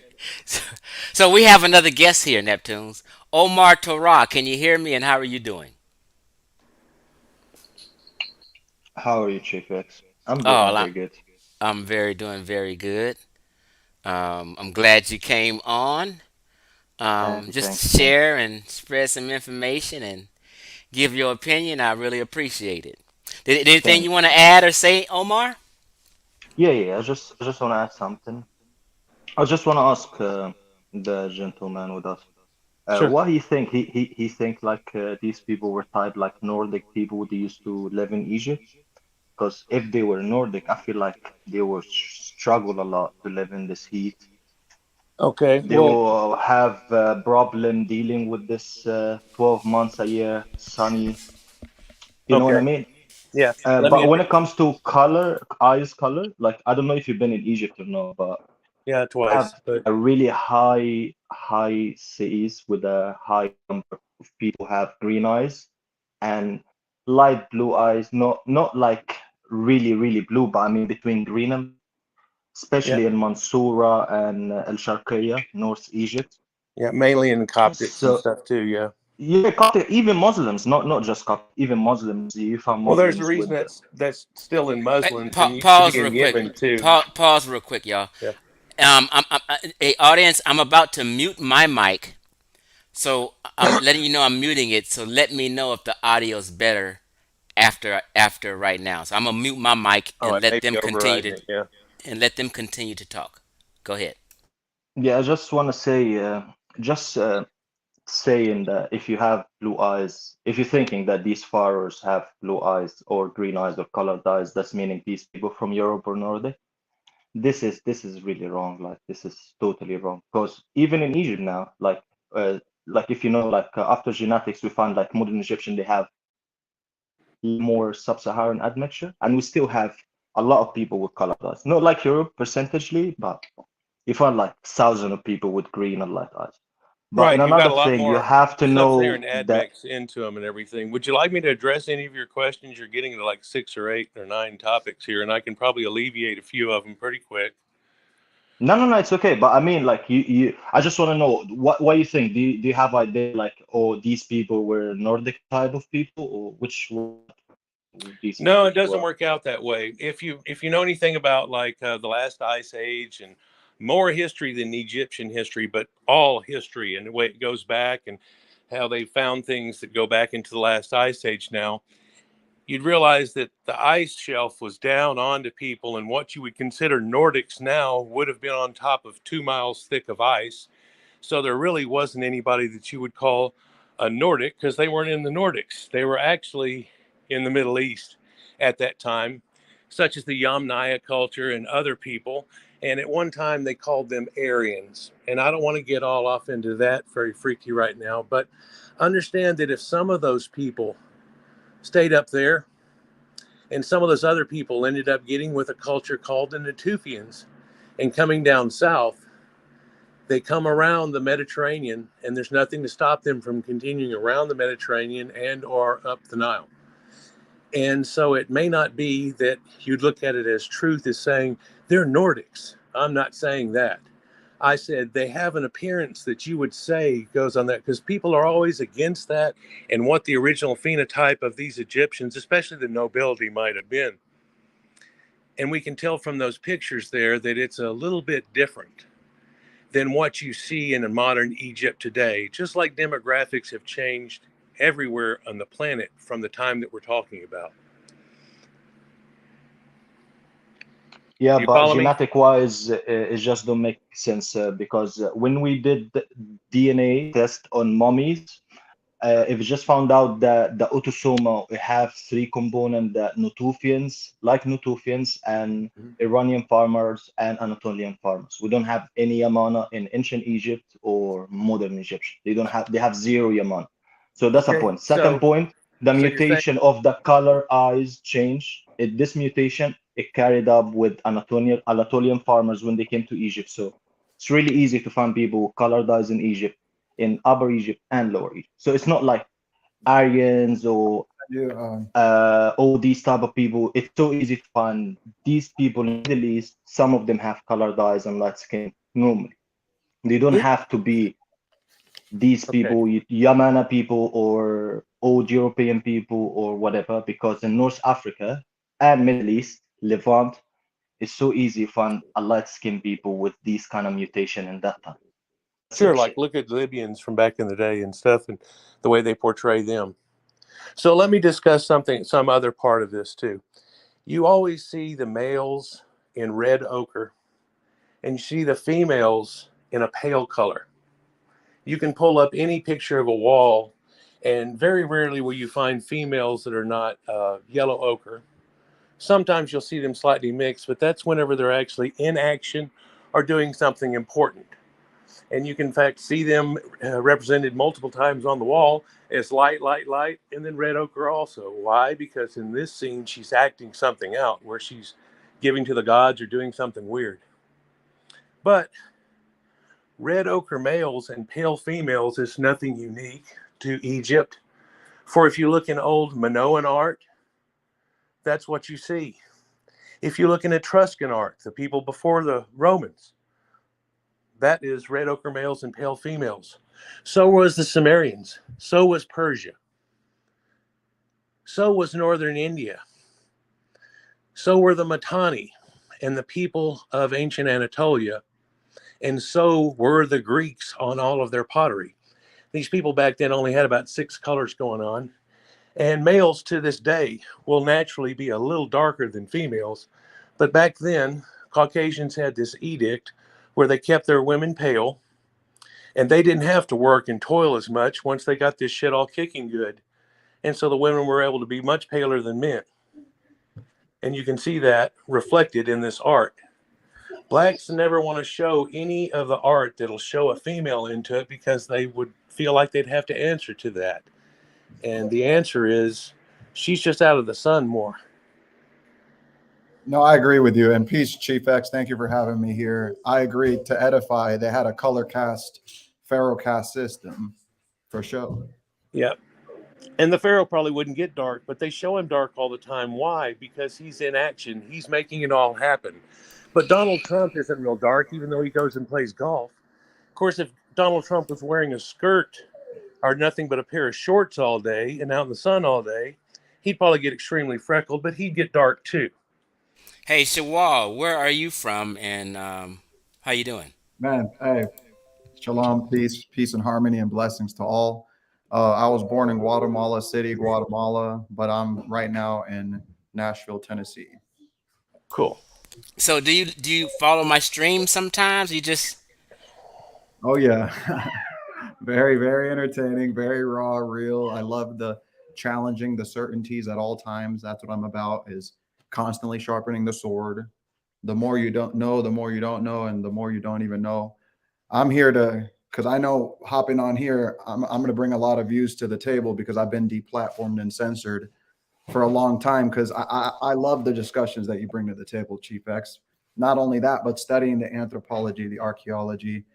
Uh, Specifically, what I want to bring is an end to the endless debates and find the unity that the ancestors, the Egyptians, the Kemites, the Atlanteans, they were all teaching, and that was the law of unconditional love and seeing each other as one, which was also taught by Tahuti or Jehuti, which I can go deeper into. Yeah, all, Jehudi is Thoth.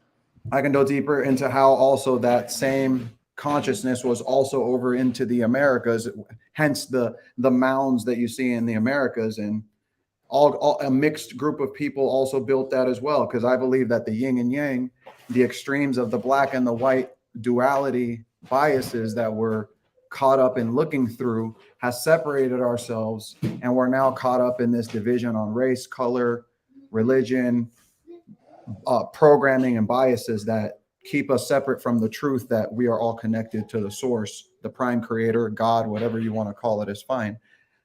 And so I think that that's what the most important message is to discover what they were actually teaching, and what you actually clearly see, just like the pipes that y'all are smoking right now. They were smoking cannabis. They were consuming psilocybin mushrooms.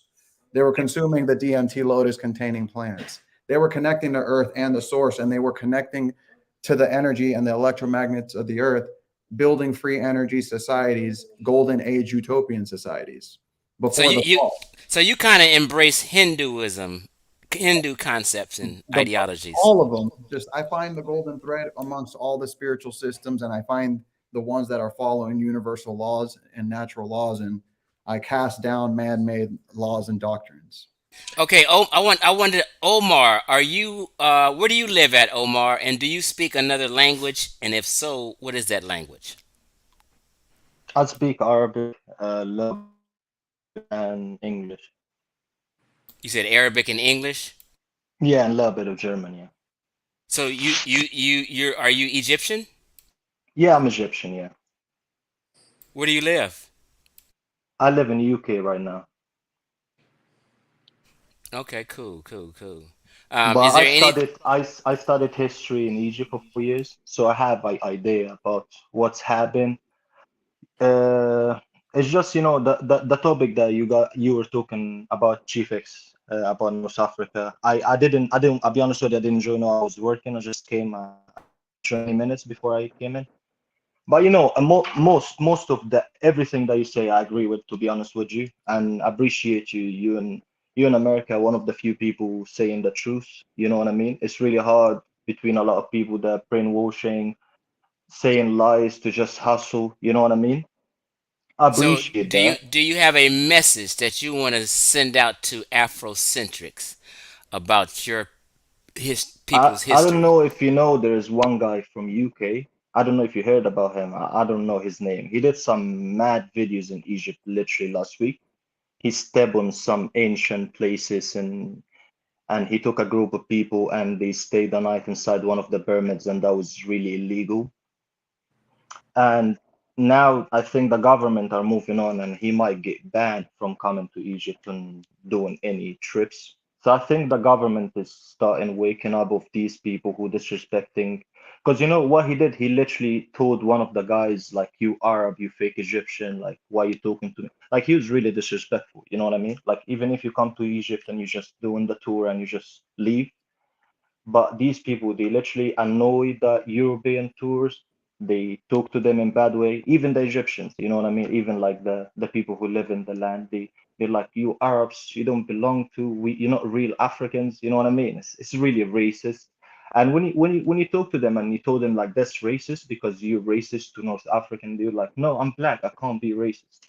So you know what I mean. This story is just going on. But the good thing, what I said is the government is starting walking and doing stuff about it, and that's a good thing. That people have to know that you can't be disrespectful to the Egyptian in Egypt anymore. This is a good thing because people used to come to Egypt and disrespect these people. They have to stop that, and hopefully it will be some soon to these people who hustle in these trips. These trips are gonna end soon too. So Right. Let me say something on that.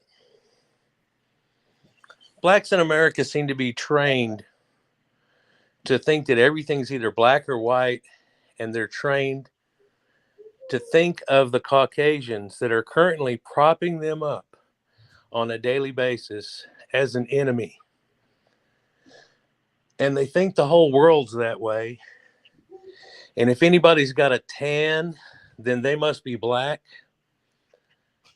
I've seen them pick out people like you were talking about the people in India that are Caucasians, but they have real dark skin. So it kind of yeah. screws. But Yeah, that's some South Indian they might be darker than a lot of African Americans. and I can understand the jealous point of view in trying to claim things and No, stuff like no, no, no, no. they're Aborigines or We're not they're gonna go there. So, if, with all due respect, I will say this because I'm a Negropean. I'm half black, half white. To some of you, you might say that that's what I am. That's fine with me. But the linear history of the Americans of the Amaru the land of the plumed serpent, they've all been admixtures of all different types of people. But the reality is, the black man, the Afro man, has also his genetic tree line tied to Buddha. And if you all you got to do is Google Buddha, Ptah. They're all the same people. Buddha, Ptah, Judah. You Google their statues and their archaeology, the anthropology. You cannot deny their freaking hair is just as curly and just as Afroish as any sub-Saharan African out there. Point blank. Period. And that's the linear history that has been okay. cut off from sub-Saharan Africans. Can Period. I answer it Eh, for that? one second there too. You Hey, can't, you Hey, can't Shawal, touch I made my screen bigger for a reason, right? I got something that you would love. So when I was looking at you, I said he would love this shit. Polka dot edibles. These are mushroom. Oh man. So real free. this is a mushroom chocolate bar. It's mushroom infused chocolate bar, right? And plus, I have the polka dot mushroom Real free. mushroom infused syrup. Beautiful, brother. Hey, beautiful, brother. And if anything, you just stole all the Hotep glory because they call themselves Hotepers, but they run away from the mushrooms, brother. And the mushrooms are all over the archaeology and the history. They call themselves gods, but they're terrified of plants and mushrooms.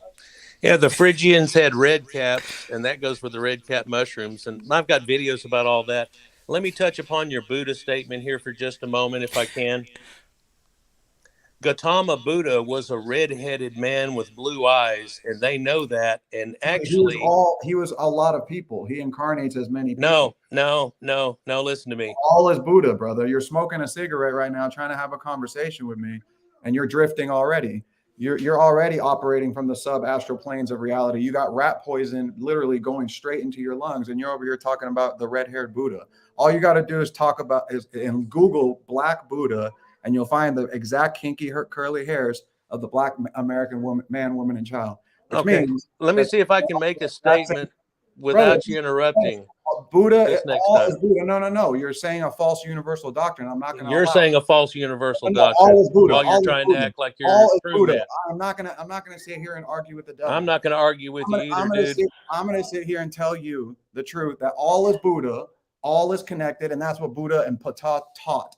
The law of one, that the earth is one single living, breathing entity, and You bet. every I've single studied it all. being on the planet is Yeah, connected, period. So yeah. the Buddha is not just red haired, the Buddha is all people, including the black man, woman, and child, and including the Latinos. And the racism has to stop because isms is what's destroying this humanity at this time. Go What's ahead. really fucking it up too is people claiming shit that's totally out of line and not true at all. In fact, we were looking before you got on at a series of 4 or 5 blue-eyed people and statues from ancient time that we have, and the one on the right is a blue-eyed Buddha. In fact, Buddha said that there was 31 different things that you had to be a noble man. Number 27 was blue eyes. Look this up sometime whenever you're on shrooms, and you might find out the truth that all the way through Thailand, through Brother, not India, just that there's blue, blue eyes on all the Buddha black, statues. the full rainbow color spectrum of the rainbow, brother, which creates all the colors is valuable, man. The real Buddha knows all is Buddha, including all colors. So this hierarchy of blue, black, red, green, yellow is another false indoctrination of white supremacy, which is an illusion. And Gautama Buddha was a red-headed, all you need to blue-eyed man. do is put down the cigarette and pick up the magic mushroom Chief X has in his hand, and you'll be a better man for it. Well, Brother. wait, wait, I've hold got it all on. covered, but Gautama Buddha was a red-eyed, blue-eyed, red-headed I man. hold, believe it. hold on, y'all. I believe it. And This is also a lot. We don't And even need to go here, dude. This is just way off in left field, but I'm just trying to correct you from trying to say Buddha was a nappy-headed black person also, because he wasn't. archaeology says otherwise, brother. All you got to do is find the statues on Google to discover it for yourself. Yeah, the genetics in North India show that those people with that R1B and 1A would came right through there and stuff, and they were the blue-eyed nobility of it too. It's well known. They want to hide it and stuff and things about it, but No, oh yeah, of course. No, that I actually do believe, though, brother. okay. I'm not at all by any means saying that one select group of people is Buddha. That's not what I said, and that's not what I No, interjected. Buddha was just a person, and believe it or not, they can only attribute about 1/4 of those sayings to him. Other ones have been said by other people before that time, so Buddha, he's repeating it. Judah, Ptah, Buddha, all the same consciousness, all the same righteous spirit of the earth, the Holy Spirit, the magic mushroom, the overlord of everybody. The mushroom overlord is in control. See, Chief X thinks that he bought some magic mushrooms, but the magic mushrooms bought Chief X. He was chosen by the man. hey, y'all. I gotta go. But hey, Omar, are you there? Yeah, yeah, bro. Yeah. Hey, Omar, are you? Would you say you're well read in Egyptology? What you mean? Yeah, yeah, yeah, yeah. Like in Egypt history, Egypt genetics. Yeah, yeah, I'm well about it. What Okay, you so want to ask about Omar, something? yeah, Umar, I actually want to have you back on, Umar, and I would love for you to have a discussion with a few individuals. Um, When? maybe, see, okay, so I left my email in this in the description here. So Yeah. email me, and maybe we can Okay. set something up for Wednesday or this Wednesday or Thursday. Okay. So, Perfect. from my understanding, and we haven't had this discussion here, but you do know a lot about Egyptian history, so I would love you to Yeah, yeah, come yeah, on. yeah. I studied the history, and when it comes to genetics, I have good amount of information. You know what I mean? Not information, but like real stuff. You know what I mean? So let's see. Definitely. Okay, so yeah, just be sure to just check the description and email me, and we'll I will communicate. send you email. Okay. Def- So hey, definitely. Neptune's Lagoon, I gotta get out of here. Do you want to say a closing statement? It'll go about 3 hours. You got 3 hours? You know what? I'm gonna go live again tonight, Neptune. So Are you? just hit the notification bell and come on again. Okay. And we look at some more of this information and go a little bit farther. I mean, we only brushed upon a couple of things and really didn't go very deep into it. And we didn't talk about black people and the reality of the other half of that either, did we? So wait a minute. So I prepped people before you came on and said Neptune's may sound a little racist. He's a real raw, halfway crazy, but I like Neptune's for some strange reason because he wants to entertain me.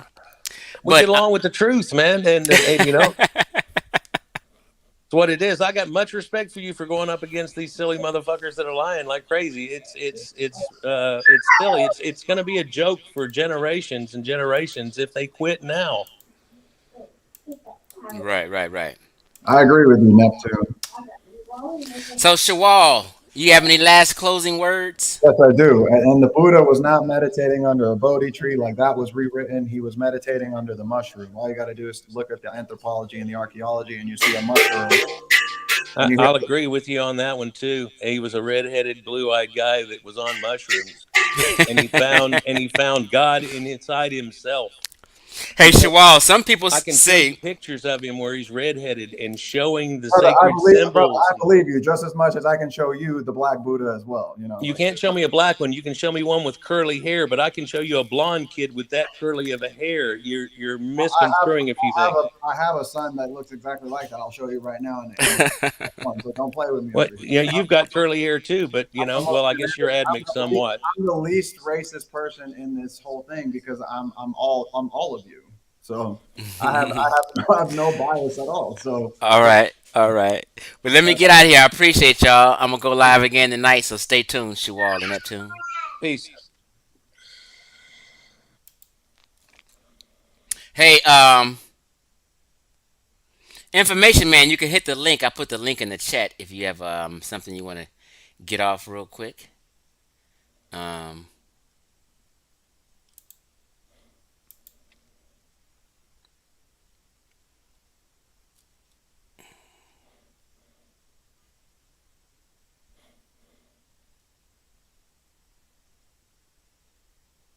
well, they got APEP. They got you, huh? We say, Chevron, can you unblock me, brother, from your chat? Unc snipe me, blocked for no reason. Hey, and Chefreen, unblock me too, because I be wanting to leave a comment, but I can't. But let everybody out of jail again and let them know do not be putting us in jail. You know what I mean? And only leaving the panel for so called yes men. Unblock me and APEP. Information Man Show. What's up? What's happening, OG? I just had a couple of questions. Too bad your guest left the show because this is the problem that I had.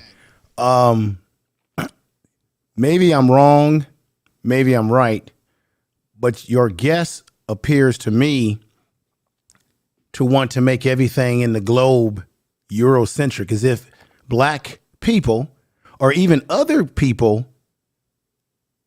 did not have any basis in this world in terms of, because everything he kept, because I didn't like what he said, the statement of, well, blacks have been trained. You don't know all black people. There's some, matter of fact, all of us have been trained. If you've living in America, you've been trained by default. Then people like to get into these different religions. Oh, I'm into Buddhist. All that shit is man-made ideologies to socially control us. It's all constructs, in my opinion. But I got to be honest. I didn't know about the replacement reserve heads. I thought that was interesting. He made some interesting points. I'm just simply saying that your guess, respectfully, it appeared to me that he was doing the very thing that we claim Afrocentrics do, which is claim everything is black, black, this is black, that's black, black people were here, black people were everywhere. He was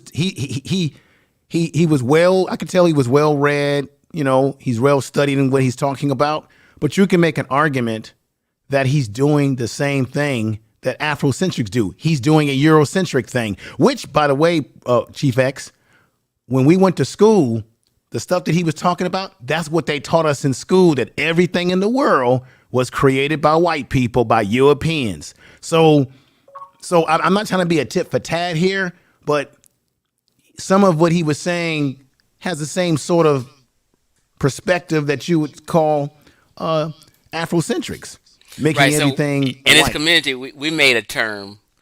We call it. We've been calling it now. If you look it up, it's not literally this meaning, but we coined the term blackology or blackologist. Right. Yeah. They just want to make everything black. Right.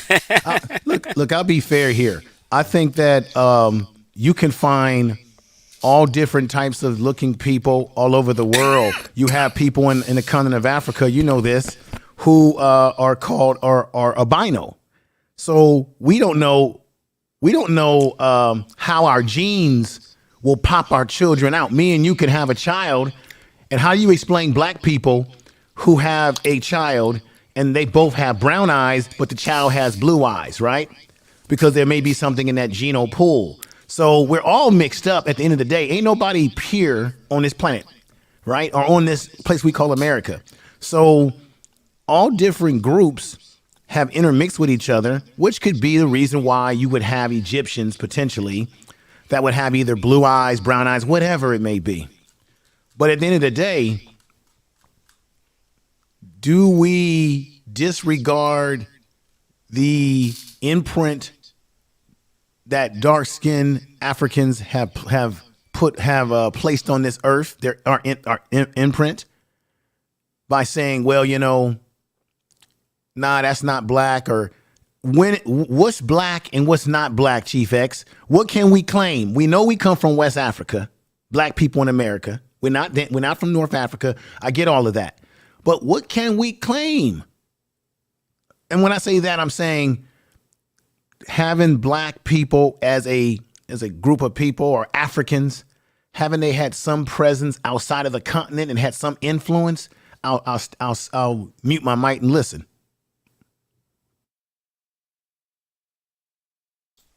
You know what? I'm sorry, information man. I was halfway incoherent, but I think you were asking what can we claim, right? Well, I is had there some shit on my mind. I was like, when we look at the global landscape, Africans have had some influence around the world, right? So if our influence is globally around the world, and if I'm correct or wrong, correct me, didn't most life start in the continent? yeah, humanity came out of Africa, correct? So if it came out of humanity and you had the ice age and you had whatever global sheets that people walked over to get to other places in the world when we were all a panacea at one time, if the origins comes back to the continent, then therefore we can't disconnect the African man from the rest of the world because Africa gave birth to humanity. So you can't get any Nordics, you can't get any Europeans, you can't get any Arabs, you can't get any of those people if you don't come from the source. And we know that source is the continent. Did you when did you come on this? Did you come on halfway through? Well, I was listening to your guest when he was breaking down the blue eyes and the reserve, and I was listening to the debate when you had the other guys on. So you came on when the guests were here, basically. Right. I listened to the one guest, your guest, and I think they were having a debate about the religion and whether Buddhist was black and all of that. And one of your guests was actually right. If you look at the Buddhist religion, they have Buddha in many different colors. Right, They don't define Buddha as either black, white, or European. I felt your guest was trying to push the narrative that the Buddha is really a white person, when in fact, in the religion, they don't push that. In the Buddhist religion, they don't push race.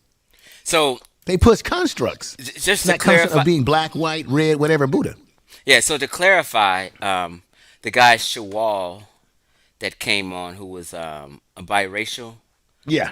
claiming that Buddha was African.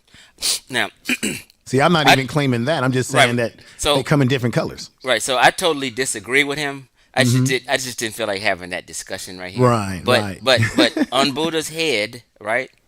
Those circles and stuff that look like Bantu knots, you know what I mean, Yes. are subscribed. Excuse me, they're described by historians, of that culture, to represent snails, right? So when you really look at it, that's what it really is. They're snails. Yeah.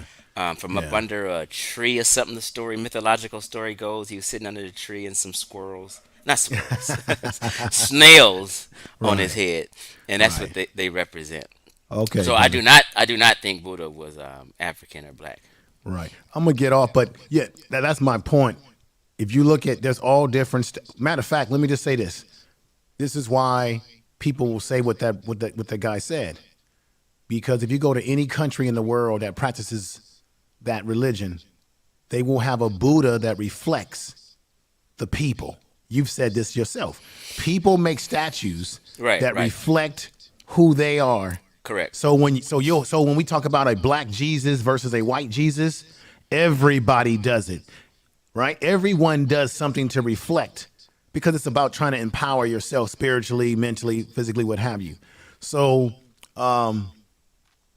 these conversations are needed, but where it becomes dangerous is when we start pushing the same narratives that we accuse other people of doing. Right. And I think Eurocentrics as well as Afrocentrics are no different. They both are trying to push a narrative that they are the greatest Correct. when all different cultures have intermixed in all of these different things. So, Right. Chief X, thank you, brother. I will step down. I know All you right. have to get off. Appreciate you, bro. All right, peace. So, um, Sunday out of Jaylee. This is about every time he comments, it's be some wild, wishful comment. Now, this is a wishful comment. Comment says there were Africans outside of Africa. Period. The Cushites were in Assyria, Jerusalem, and Judea. Now, Sundiata, excuse me, Jay Lee, if you like literally watch some of my presentations, even one I did, was it yesterday, I believe, I spoke on how Egypt expanded its borders into Nubia and Canaan. So you type, the Cushites were in Assyria, Jerusalem, and Judea. So let's just say the Cushites were in Canaan. Let's just keep it simple and say that. Because when you say Judea, Jerusalem, Assyria, that's all the same region. Okay? So let's just narrow it down to the Cushites were in Canaan. Now, when pharaohs like Amenhotep, Mentuhotep, and Narmer expanded their territories into Nubia, they led military expeditions into Nubia to set up trading posts to get gold from the Nubians. Took the gold back up to, which was part of their dynasty at certain time periods, Canaan. Okay? They also grabbed up some servants in slave labor. Okay? So if they grabbed up some slave labor, then yes, some Cushites were in Canaan. The Cushites aren't indigenous to Canaan, is the real point. You see what I'm saying? So when you say there were Africans outside of Africa, there were no Africans indigenous to outside of Africa. If they were outside of Africa, it was from slave trades and a labor force. I've showed all this information that a labor force was taken from Nubia also into other areas of North Africa and possibly Canaan. Okay? So you cannot prove that any of these Africans are indigenous to anywhere outside of Africa. Oh, wait a minute. So maybe I'm misunderstanding. So you said I was responding to the brother who was asking about us not being anywhere outside of the continent. So maybe you're not knowing a lot of context, and it's a debate been going on around. I've made a claim that there are no black, kinky, nappy people indigenous to North Africa, Europe, the Near East, Levant, or Caucasus. So there are no black people indigenous to any of them areas. So if they got there, it's just through some travel or labor force or what have you. You know what I mean? So I've never made the claim that there were never any black people in Egypt, or is there's no black people in the Levant. I'm not making that claim.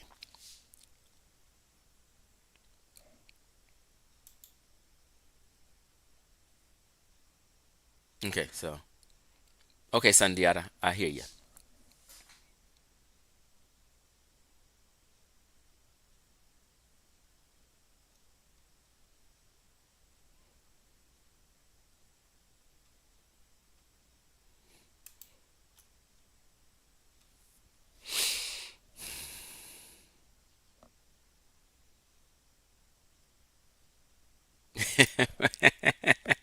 Buddha ate a mushroom under a tree. He said snow tip. Somebody else said snow tip.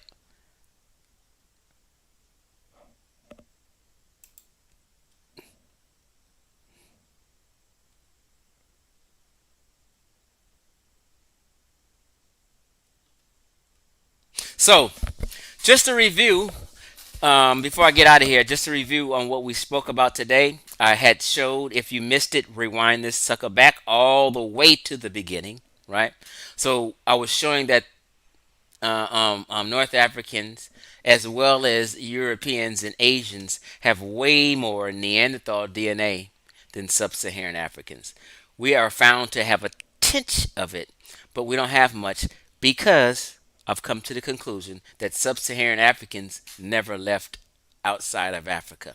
Those that left out of Africa, the out of Africa theory, I don't believe were what we would consider black, nappy, kinky haired people. I am under the conclusion that sub Saharan people were basically landlocked, right? And and that's where we kind of stayed. And as far as ancient sub Saharan fossils, there's not a lot of information out here on it, right? So, did black folk ever leave out of Africa?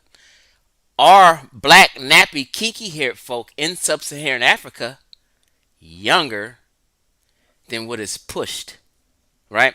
So people push things like, hey, I remember even when I first got conscious, when my Nation of Islam was my jump start in the early 90s, I clearly remember telling white folk, yeah, you come from us. Yeah, you come from us. Now I think differently and know differently, right? They didn't come from us. Everybody evolved on their own merit from what was in their geographical area, right? Um, no one can prove if an early Homo sapien was white or black. You cannot attach a race to an early Homo sapien. Also, I had an argument on Facebook just 2 days ago. The guy said, we are the original man, which is an old Nation of Islam teaching, the original black man, we're the original man. But scientifically, That's a bunch of nonsense, okay?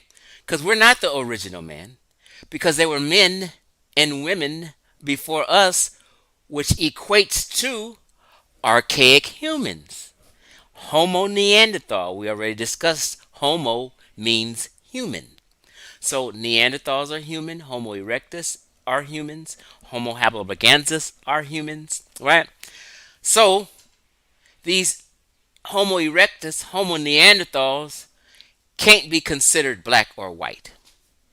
Bottom line, you cannot attach a race to an early Homo sapien. You can't do it. You can't say because humanity came out of Africa to populate the rest of the world, it just goes back to the reality that anytime black folk and majority of people hear Africans, the only image that pops in their head is a nappy head kinky person like me. But we now know that North Africa was made up of other type of people that weren't the nappy and kinky head people.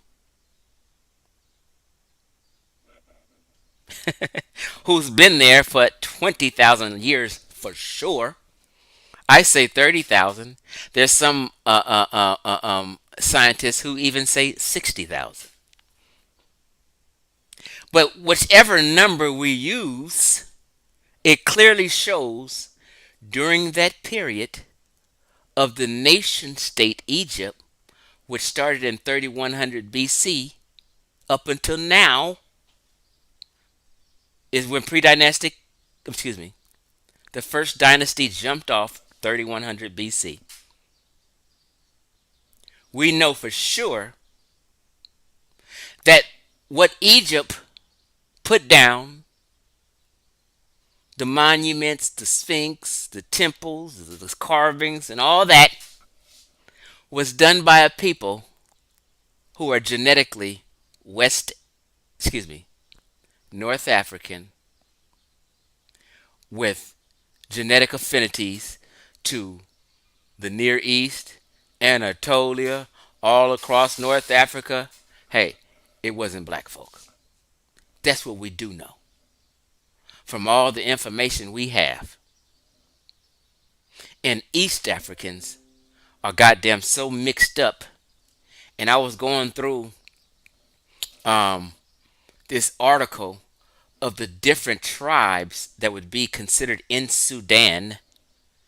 Um, it's just so many different ethnic groups in the Horn, in Sudan. It's hard to nail down what was considered a black Nubian. But here's an argument also. People have been discussing lately if the first cataract is ancient Nubia, or is it the second or third cataract that would be considered lower Nubia. Some say first cataract. I say second cataract. I do know when you specifically speak of the Kushite dynasty, which was the 25th dynasty, is labeled the Kushite dynasty, more so than the Nubian dynasty. And when you look at the area that the Kushite dynasty came from, it's down the third cataract and below. So we need some clarity about this ill-defined area of what is Lower Nubia. I'm not exact and I'm not right on that. I don't think other people are exact and right on that. Maybe we should have more discussions on that. What is considered Lower Nubia in ancient times? In modern times, right below the second cataract would be considered the border of Sudan in modern geography times. But is it different than ancient times? This is what I kind of need to figure out and do a little more research on. I'm of the opinion the second cataract, and below was Lower Nubia. Because the first cataract is a natural border. But if anyone paid attention to my presentation yesterday, I clearly showed that Egyptians built more fortresses past or more southern of the first cataract all the way to the third. They had fortresses they were building on the second cataract.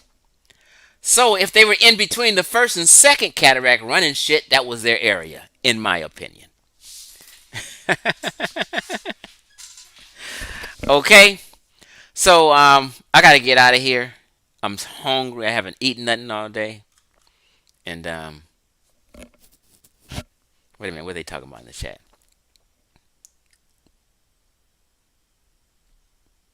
Man, so understand this. Just put it this way.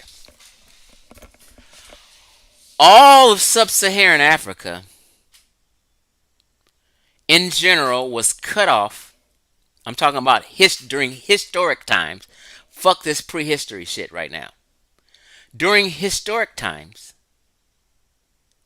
there was a Sahara Desert acting as a border from going to North Africa.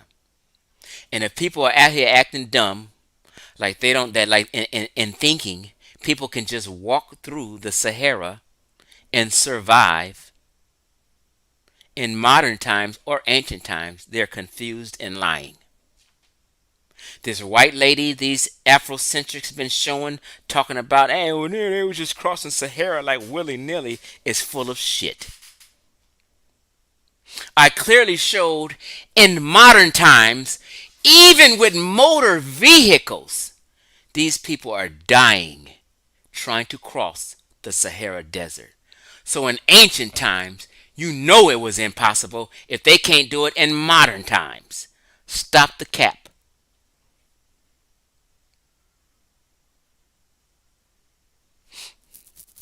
So, sub-Saharans were cut off from North Africa.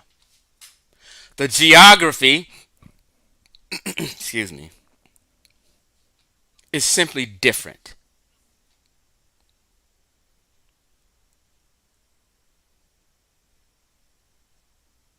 And you're not going to have a West Asian nation, Levant right here, and then Libya right here, and the rest of the North African countries. Just think about this. This is just common sense logic right here. You have the Levant, you have the Near East, and then Libya, right? In between them would be someone similar. Not no black nappy head population in the middle of straight hair people's population. Impossible. I'm out of here.